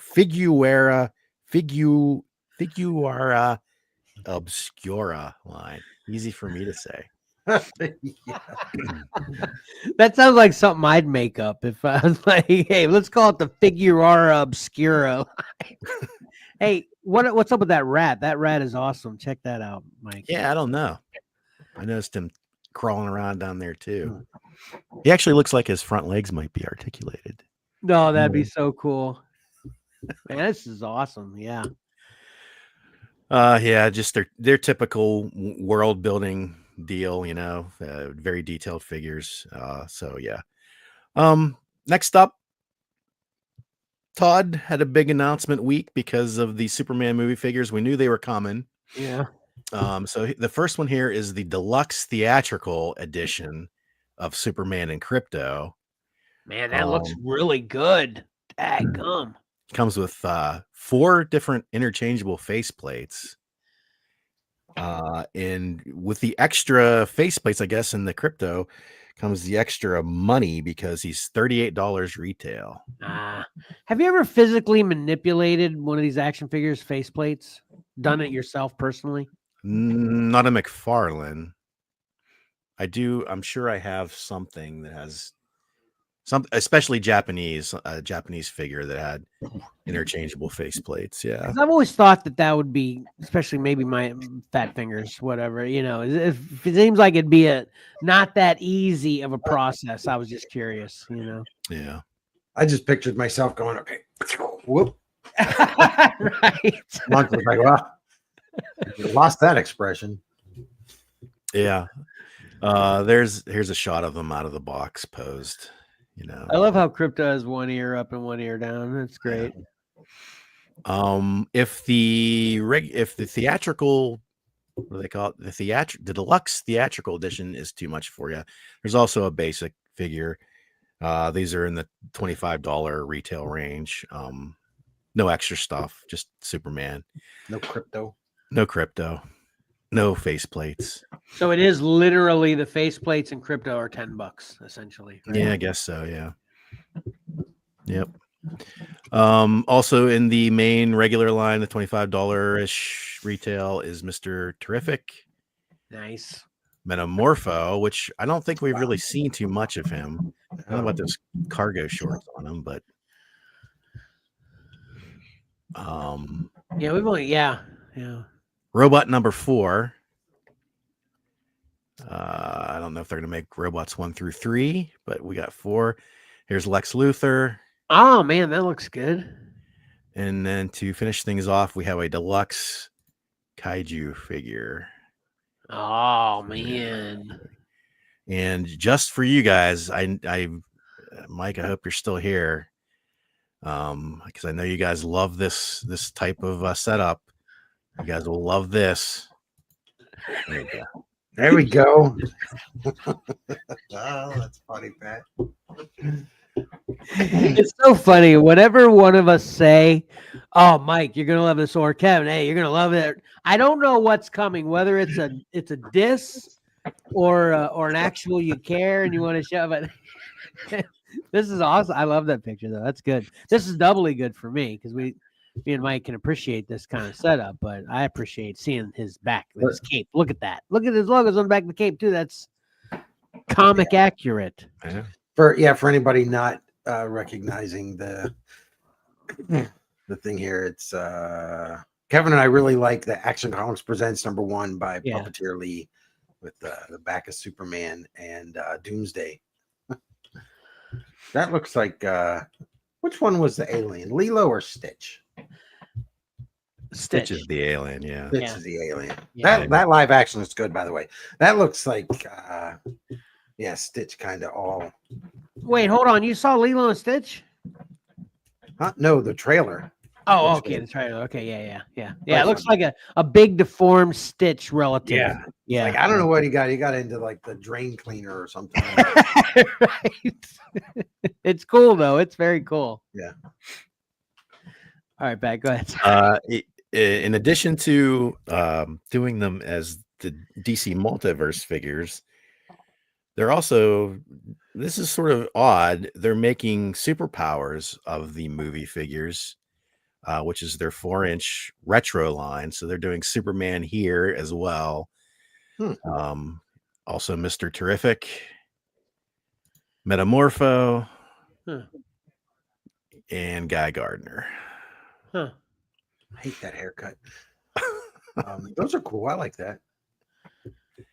Yeah, it's kind of interesting. Yeah, it's kind of, I guess, just a cheaper way to kind of get the movie character, action figures, right? Maybe that's their thinking here. I'm not sure. I don't know if they're doing, it's sort of like, you got the collector's line, you got the more targeted towards kids. I don't know if they're doing like an in-between line. Part of me thinks I saw something, but I don't remember. Is this the first time they've made superpowers figures that weren't original superpowers figures? You know what I mean? No, Todd's been consistently. I think the first wave had the joke, the Batman who laughs. Oh, really? Oh, yeah. Okay. Which, superpowers people weren't thrilled about stuff like that. Yeah. Okay. I wasn't tracking with that. Okay. They've continued to do modern characters in the superpowers line. Okay. And they're also doing sorry, go ahead, Kevin. No, that's, I was just confirming. Yeah. They're also doing a Fortress of Solitude for the superpowers line. Oh, man, that looks like a super. If I was a little kid wanting to play with something, that's awesome. Yeah, a lot of people were saying, I'm buying this even though it's not right in scale with some other lines I collect. It's a good little diorama of the fortress to use. Yeah. So, yeah, a lot of people seem happy with it, even though it's just, it's just a play set. You don't get a lot of play sets these days. Although Todd, I will give Todd credit. He is one guy that has been trying to do things like that. So, yeah, we'll see. That's a lot of Superman news. Like I said, we knew it was coming. We just hadn't been able to show it yet, I think is the deal. And actually, I didn't run into my friend at Walmart this week, but I saw another friend at Target, and I swear he had the Superman movie figure in his hand when I came around the corner. He had 2 McFarlane DC multiverse figures, and I was trying to get a look. This is something else I think we kind of do as, collectors. We try to see what other people have in their hands. And I think he may have had this figure right here in his hand, but I'm not sure. It's such a quick, we've talked again about this before, is that Todd doesn't show a lot until it's, it's going to be on the shelf next week practically. Yeah. So I think these possibly may be out there already. Okay. If you're looking for them. Last week, if you were looking for Star Wars, the place you wanted to be was Japan, because Star Wars Celebration was happening last week. We talked a little about the exclusive figure. that was going to be able to be found nowhere else. But if you had boots on the ground in Japan for Star Wars Celebration, and lo and behold, that week he shows up on Amazon. Nice. And he also went up for you could buy him on Hasbro Pulse as well. In that cool box and everything too, is the same packaging too? Almost. That's the one caveat is if you want the actual Star Wars Celebration Japan, all the text is in Japanese. The version you bought on Amazon and through Hasbro Pulse had American text. Okay, well, I like that better anyway. I've never been I know a lot of people that's important to them, especially like Pokemon cards are like that, of course. But I want to be able to actually read everything. So, and he I think it was Friday. The celebration was like Friday, Saturday, Sunday. He went up live on Amazon. He was up for a good, 12 hours, maybe 8 to 12 hours. He sort of sold out, but he's been coming back into stock frequently. You just have to keep an eye on it if you're looking for him. He's and cool. with buying through Amazon, you have to pay shipping, which you do have to pay through on Hasbro Pulse. So, in fact, this morning I just so happened to look, and he was available this morning again on Amazon. So, if you're still looking for him, keep looking. He keeps popping up. But I just wanted to mention that real quick because you would be able to get your hands on it. But the main thrust was I wanted to talk about what was revealed at Star Wars Celebration Japan, and we'll run through some Black Series first. First up is from the video gaming line, which I have no idea who this guy is. Cal Kestis, Turgle, and Scuba 3-pack. Yeah, I'm not familiar with this either. Looks like we need Ty. I think he solved. If I were to guess, this is probably the second of the latest Star Wars. I'm totally flaking on the name of it in general, anyway. But the latest Star Wars video game that had two video games to it, and this guy was in the second one. That's what I would guess because I played the first one, but I never played the second one. So these are cool though. So the name of the game is right there, but I tried to. These are from Steve Evans. He did these shots where he had the box plus the Celebration Japan logo and like some action shots of the figures, and I really liked them, so I wanted to use those instead of what I normally used. The name of the game is right there in the front of the box, and you might be able to see it on this next figure a little more clearly. Okay. And that is Night Sister Marin, Jedi Survivor, Star Wars. Yeah, Jedi Survivor. Yeah, that's the second one. Yeah. Okay. She looks pretty cool too. Yeah. Again, not familiar, but I kind of like her a little better than Cal here. There's a lot of Joe Dirt comparisons being made. Right. Well, he's got two completely different heads. That's kind of what's the first one. Which one's younger? Which one's older? You can't even really tell. Yeah, I don't know. Speaking of non-mainline lore, we've seen some previous offerings from Shadows of the Empire. Everybody wondered where Dash was, and he's here, folks. Or Kurt Russell, or Dolph Ziggler, or a couple other people you might see resemblance to from Shadows of the Empire. And the weirdest thing about this figure is that he is where is he to be found? He's an Amazon fan channel exclusive. That means online only, no Walmarts or Targets, with arguably the main character of the Shadows of the Empire. Definitely, yeah. I'd say that, yeah. I like this one way better than I like the original action figure for Dash Rendar, though. Yeah. I think he does look his jaw's a little thick, but I think his whole, that's why I think I didn't like the original character, the original action figure, because the whole thing was thick. It was just like super beefy. I didn't like it. Yeah. They were a product of the time when they were doing all those, the more muscular looking characters. So he kind of suffered the same fate. I like this figure, regardless of any similarities you might see in the head sculpt. I think it's still a good head sculpt. Yeah. And I think the figure overall looks pretty good. Yeah. Next up, We have some releases of or retold, upgraded new older figures we've had before. That's Han and Chewie. So Very getting them nice. back out there once again.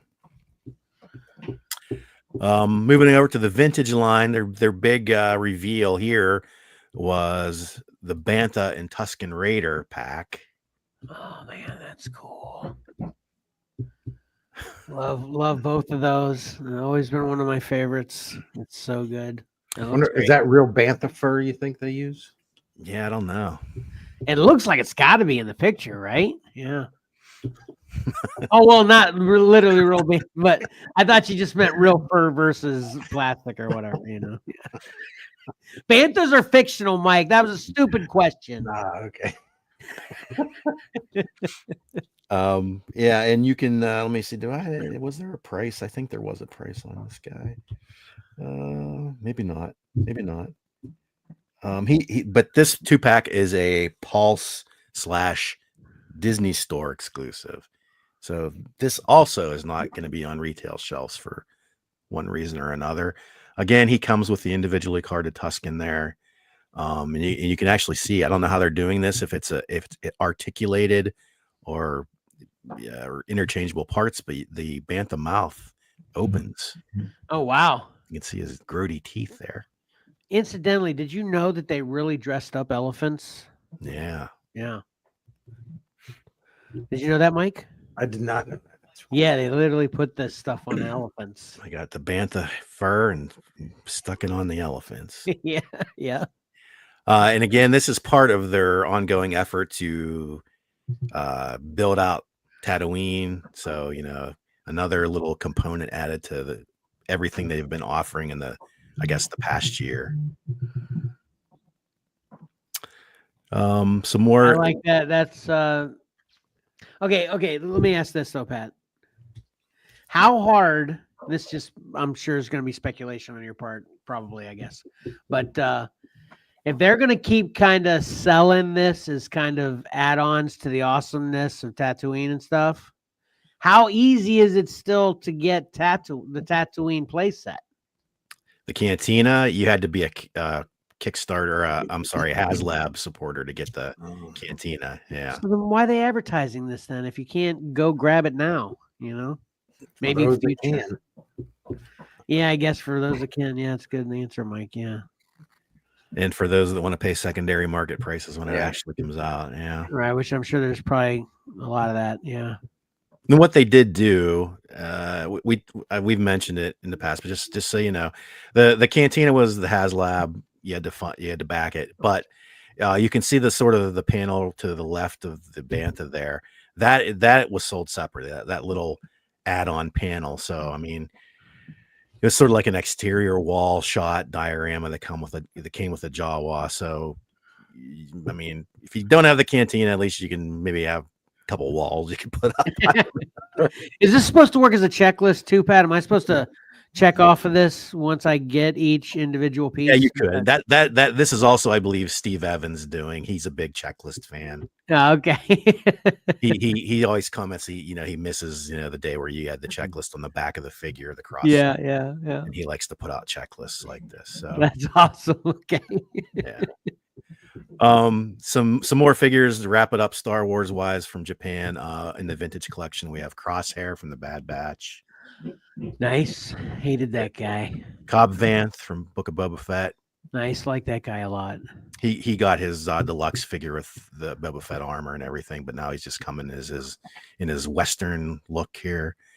From Mandalorian, we have Moff Gideon with the Dark Trooper armor. Nice. No helmet, probably no helmet removal there. No helmet removal. That was one thing they did mention, but his head is compatible with previous Moff Gideon figures, so you can swap them with the older figures if you have them. Gotcha. Okay. Crossover from the Black Series here, we have Night Sister Marin yet again from Jedi Survivor, and finally a rocket launcher trooper from Jedi Survivor. That's cool. That is very cool. Okay. All right. And to wrap things up this week, I have a somewhat timely reveal here. This was such a reveal that it made our local news up here. I don't know about you guys down there, but this is Transformers crossing over with the NFL. Oh man, no, I didn't see that. Did you see this, Mike? No. So Great. there I need they are. 32 of these. Sorry, say that again, Mike. I'm going to need 32 of these. Mark is going to want all of them. Yeah, I was just getting ready to say, Mark's getting ready to get interested in Pat's segment. So I think, and when I first saw these, I almost put it out there, but I figured I'd save it for the show as a surprise.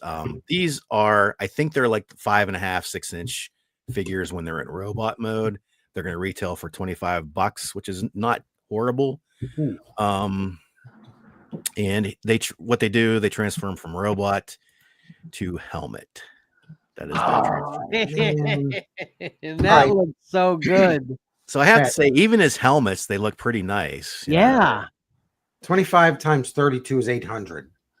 That's terrible. Plus tax, Mike. You're probably looking closer to 9. Oh, forget about it. I'm not telling Marcus about these. Well, you have to worry about 4 so far. Oh, you can buy them. Oh, perfect. Okay, I get it. I can do this. It's $100. Yeah, and hope the line fails from here on out. Then you don't have to spend any more money.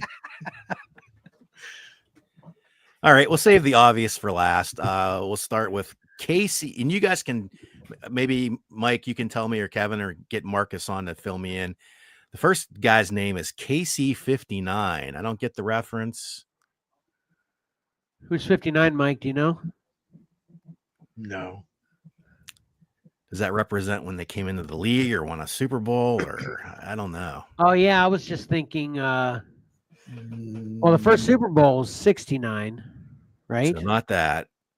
Yeah, it's not that. Who's 59? What players 59? What's? I don't know. I mean, I don't know. Huh? Interesting. Who knows then? Yeah. Helmet form, both together. KC59. I don't know. I briefly tried to look, but I didn't see anything, so I'm not sure where they're coming up with that. Maybe it means nothing. I don't know. That would be really odd if it meant nothing. You'd think they'd have some reason to pick 59. It's not even Super Bowl 59 because the Eagles beat them. So, yeah, I don't know. Hold on. Super Bowl 59 is when the Eagles beat the Chiefs in the Super Bowl? Yeah. That was Super Bowl 59? Yeah. I'm looking that would be a painful reminder. Yeah. I'm looking at players. Nobody that really stands out as anybody. Maybe they decided to name this when they were just going to Super Bowl 59 instead of losing it. Maybe. First time they went to the Super Bowl, maybe. I don't know if they were previous. No, they were in Super Bowl one. Yeah, they were in the first Green Bay and Kansas City. So sorry, Pat. Yeah, no idea. The rest of them aren't much of a head scratcher, so okay. We don't have to worry about the rest of them. From Dallas, we have Star Blitz. Okay. Man, I'm digging this. Awesome. Yeah. Green Bay is Tundra Prime. He gets the Prime designation. Yeah. Did you say the size on these, Pat? What'd you say? 5.5, 6-inch in robot form, I believe. Nice. And of course, we saved for last. We have from Pittsburgh. We have Steel Smash. Nice. Man, definitely the KC59 is lame in comparison to the others for sure. Yeah. Steel Smash. That is so awesome. When are they available? Soon. I don't know. I bet you I wouldn't be surprised if they're trying to you can pre-order them now. But I wouldn't be surprised if they're trying to line them up for release around the start of next season. Yeah. All right. Well, I'm gonna get on it. I know Marcos will want these. He'll want them all displayed in his room. Yeah. Where do I go to pre-order these, Pat? Anywhere, basically. Anywhere, yeah. Okay. I think so, yeah. I saw them on Amazon, I believe. Yeah, I'm looking on Amazon right now. Oh man, even though obviously it's a big wallet suck, I'm hoping they are successful and they come out with 32 of these bad boys. Absolutely. I mean, I hate the Ravens, but I would even want one of these Ravens ones. I was just thinking that, see here, they're all Autobots. I'm surprised that some aren't evil Decepticons. Oh my God, that would be so awesome if the Autobot Decepticon relationship totally matched my NFL team opinions. Or you know what? They should have one of each. Like every team should have an Autobot and a Decepticon. So the teams you hate, you could buy the Decepticon version, and the teams you love, you buy the Autobot version. You know what I mean? That'd be cool. Oh man, That's genius. Email somebody. So, Dang. and I don't even care if it's cheap to wear that little logo in the middle of their belly is just change that between Decepticon and Autobot. Make it that simple. I'm fine with that. Yeah, I was trying to think of something. If you did Decepticons, what could they change into instead of football helmets? Oh, that's a good idea. Maybe a jock strap. No. No, anyway, sorry, Ravens fans. I'm just a Steeler fan, so you know how it goes. Anyway, very cool though. Very cool. Yeah, and that's it. It was a rather sort of not much going on this week, but yeah, that was nice to have that to wrap things up for the horizon this week. Wow, nice.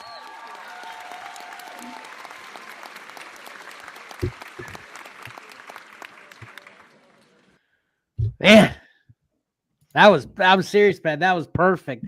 Not to put any pressure on you, but can please do that every week. And what I mean by that more specifically when I say do that is just hold one thing back that you want to share with us as a group. Be like, oh, this is going to be a really good surprise for them. That's really sweet. Right, Mike? Yeah. Because it would have been obviously cool to see those in the group, but seeing those first time here, that's awesome. I'm really surprised you guys didn't see them. But given where you live, that's probably the only reason why. Yeah. I mean, because our team around here is the Redskins. The Commanders. Yeah. But more so than the Ravens. Or the Ravens. Yeah. Right. Yeah. Neither one of those made the first cut, so. All right. Very cool. So anyway, all right. Thank you very much, Pat. Very awesome. Ready to wrap this up then. Mike, you ready? Yeah. Guess what? Hey, teaser. This guy's ready this week too.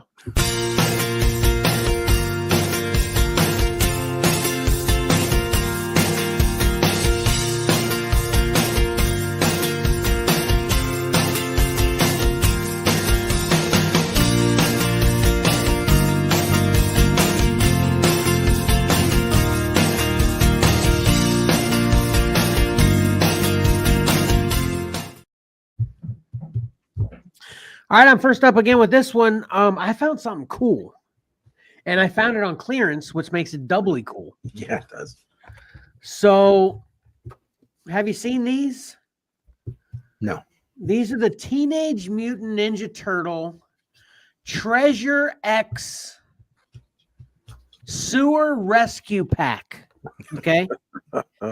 So this is gonna take me the longest, of course. I'm gonna bust this bad boy open.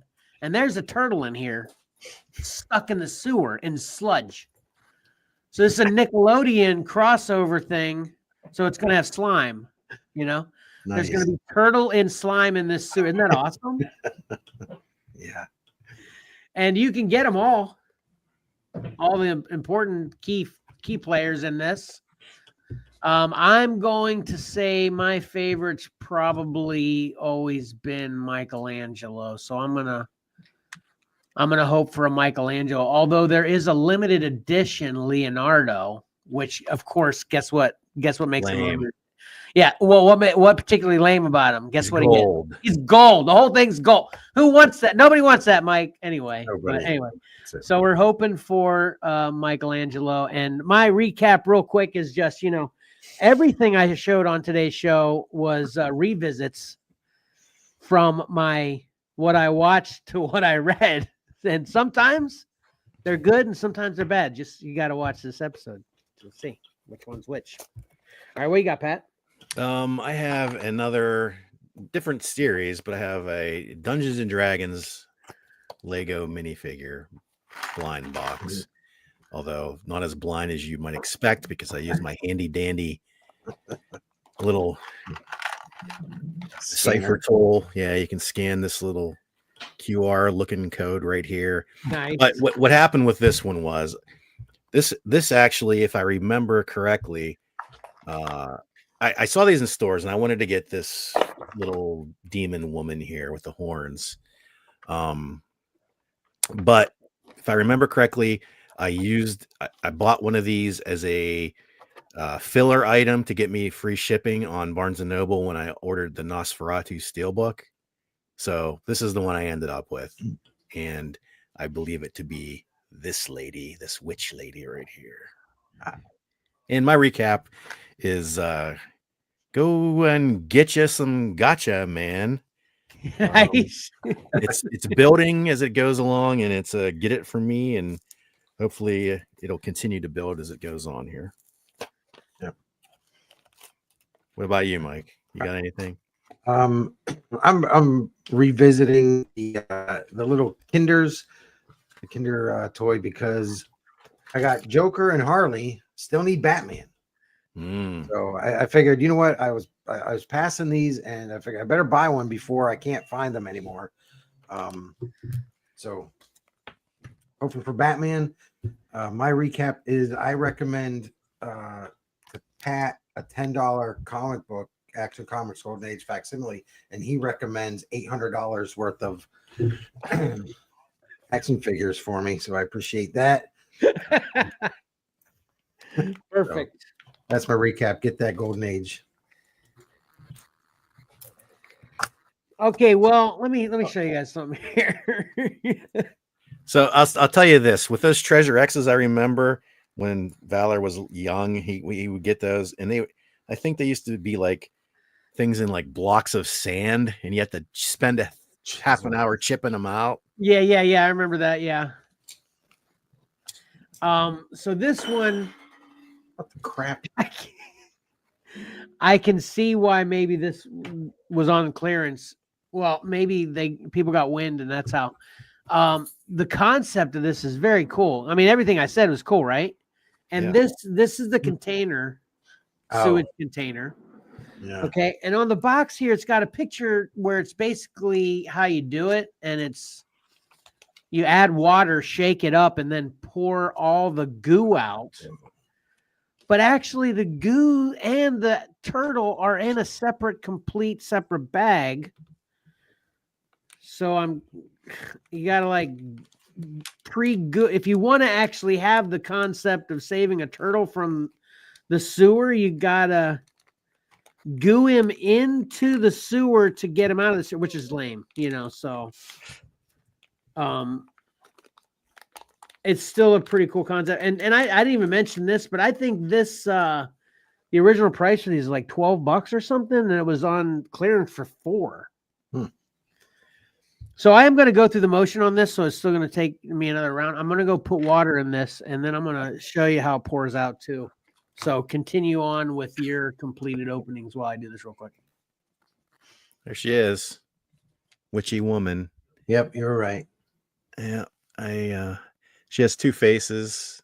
One she's laughing, and the other one she's mad. She comes with a book and a cauldron with some flames. The flames are weird because they have little pegs on them, and there are holes in the bottom of the cauldron, but they look to be the wrong size holes, and there's no way they can reach the holes. So it looks like you're just supposed to set the. What if you turn the cauldron upside down? Oh no! Yeah. I tried that too. They would reach the holes, but they don't fit the holes. I'm not sure. It's weird for Lego. You think they would just have a piece that, I mean, maybe Right. I'm missing a piece that would go in the cauldron and slot in, but nope. Can you put the figure up to the camera again? I missed it. I was up. Okay. Man, you gotta love a little Lego minifigs. But these are Mega Blocks, right? No, this is Lego. Oh, it is actually Lego? Oh, okay. Lego Dungeons and Dragons. Yep. Oh, okay. Yeah. All right. Oh, we got Mike. Well, these, that's the Batman that I wanted right there. Yeah. Yeah. This is trash. This is the Batman that I got. Ah. I thought all of these were supposed to be the little tiny figures, but no, it's a USB holder. Oh, it's actually, I have, Jesse has one of those, a Harry Potter. It goes on your it's kind of this is my USB cord designator. Right. Oh, okay. Yeah. Like this is my cord, Yeah. Which, It's I mean, pretty it's cool. neat, but it's not this. Right. It's not as cool as that. Yeah. This is what I thought I was getting. Right. Hey, Mike, just to let you know, though, if you don't want that, I'm interested. Wow. Because I always have problems with people stealing my cords, especially Right. since iPhones changed to Type-C. Now I'm not safe from any I phones. see. Right. Okay. Absolutely. It's yours. Anyway, so I added my sewage. So this looks cool, right? Jeez. And I'm throwing complete hazard to the wind because we know my history with laptops and water. Yes. Mhm. So I got my bowl here. I'm gonna pour it over here a little bit away from my laptop because you're supposed to like simulate your,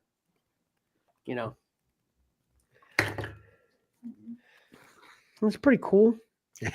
Exciting. You can't really tell from there, but and I got Donatello, Okay. and he's kind of like a Lego. Well, you got to put them together, which I can do real quick. There's only like 3 pieces here. It is kind of cool too because the sewage is like still a little gooey. It's nasty on there. It is nasty, but it's pretty cool. Well, his staff's in there too, but I didn't put his staff in. But check that out. That's pretty cool, right? That's funny. Yeah. Yep. So I don't know who's going to get this. But might be like that, Mike. Remember those one crazy things that I think you and Mark were both into, that when you opened one, it was worth like $1,000 or something? You Oh, sold- yeah. Those What was fighting things. Yeah. Those fighting things. Yeah, maybe these will hit. You know what else I didn't even notice too? Let me show you this. The base of this fits perfectly on the lid, so it's a little stand for it. There you go. Better than Lego. That's cool. I don't know who's going to get this. Maybe I'll keep it. Who knows? Go ahead and get yourself a Treasure X. Well, we'll have to, like what Pat has behind him. I really like that. So we'll have to get something like that for Xcellar. So anything that we don't give away to somebody, we'll just stick right there. Bunch of mediocres. Pat, thanks. Pat, thanks for giving Mike the great idea. That's Yeah. All right. So that does it for the wrap up then, unless you guys had something else you wanted to recap real quick. I don't think so. Any Yeah, Dr. Doom is really good at being bad, I guess. right? That's true. Too Fun. good, some might say. Yeah, there you go. All right, cool. See if I can get through this without Karen again. I think she set me up really nice this week though.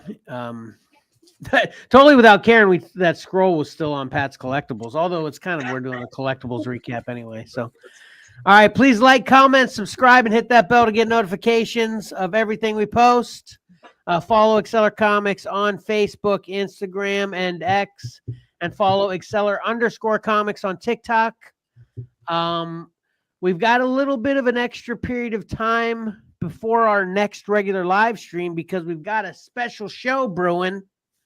We won't even give too many of the details out on that, but there's going to be a special show drop that you can expect within the next 2 weeks, but it's not a live stream or anything we've ever done before. I'm really excited about it. I'm not even going to tease too much about it because I don't exactly know how it's going to play out. But, like I said, follow us everywhere to get notified for when that happens. And then join us for our next regular live stream on YouTube, Instagram, or Facebook, Saturday, the 17th of May. Man, that feels like it's almost a month away. It is almost a month away, isn't it, Mike? Yeah. Of course, that's at 8 a.m.-ish Eastern Standard Time. In the meantime, you can watch the Cover Combat 11 Pick 3 Edition finale. One of the most, arguably to some, the most exciting episode of any Cover Combat run. That happens Monday, May 5th at 8 p.m. Eastern Standard Time. That's also live. And then up until that point, you can actually vote on the finals until May 4th at 7:30, right? Are those dates right? Okay. Till May 4th at 7:30. You need to go over to, it says you can comment here, but this is actually a scroll from the Cover Combat show. You can go to the Cover Combat video on YouTube or go to the Facebook post and vote on which cover you think is the best of the last two standing. And then, of course, like I said, check out that finale. It's going to be a lot of fun. So that'll do it. Right? That'll do it. Hold on a sec. Karen, will that do it? Yes. Okay. That'll do it. Right.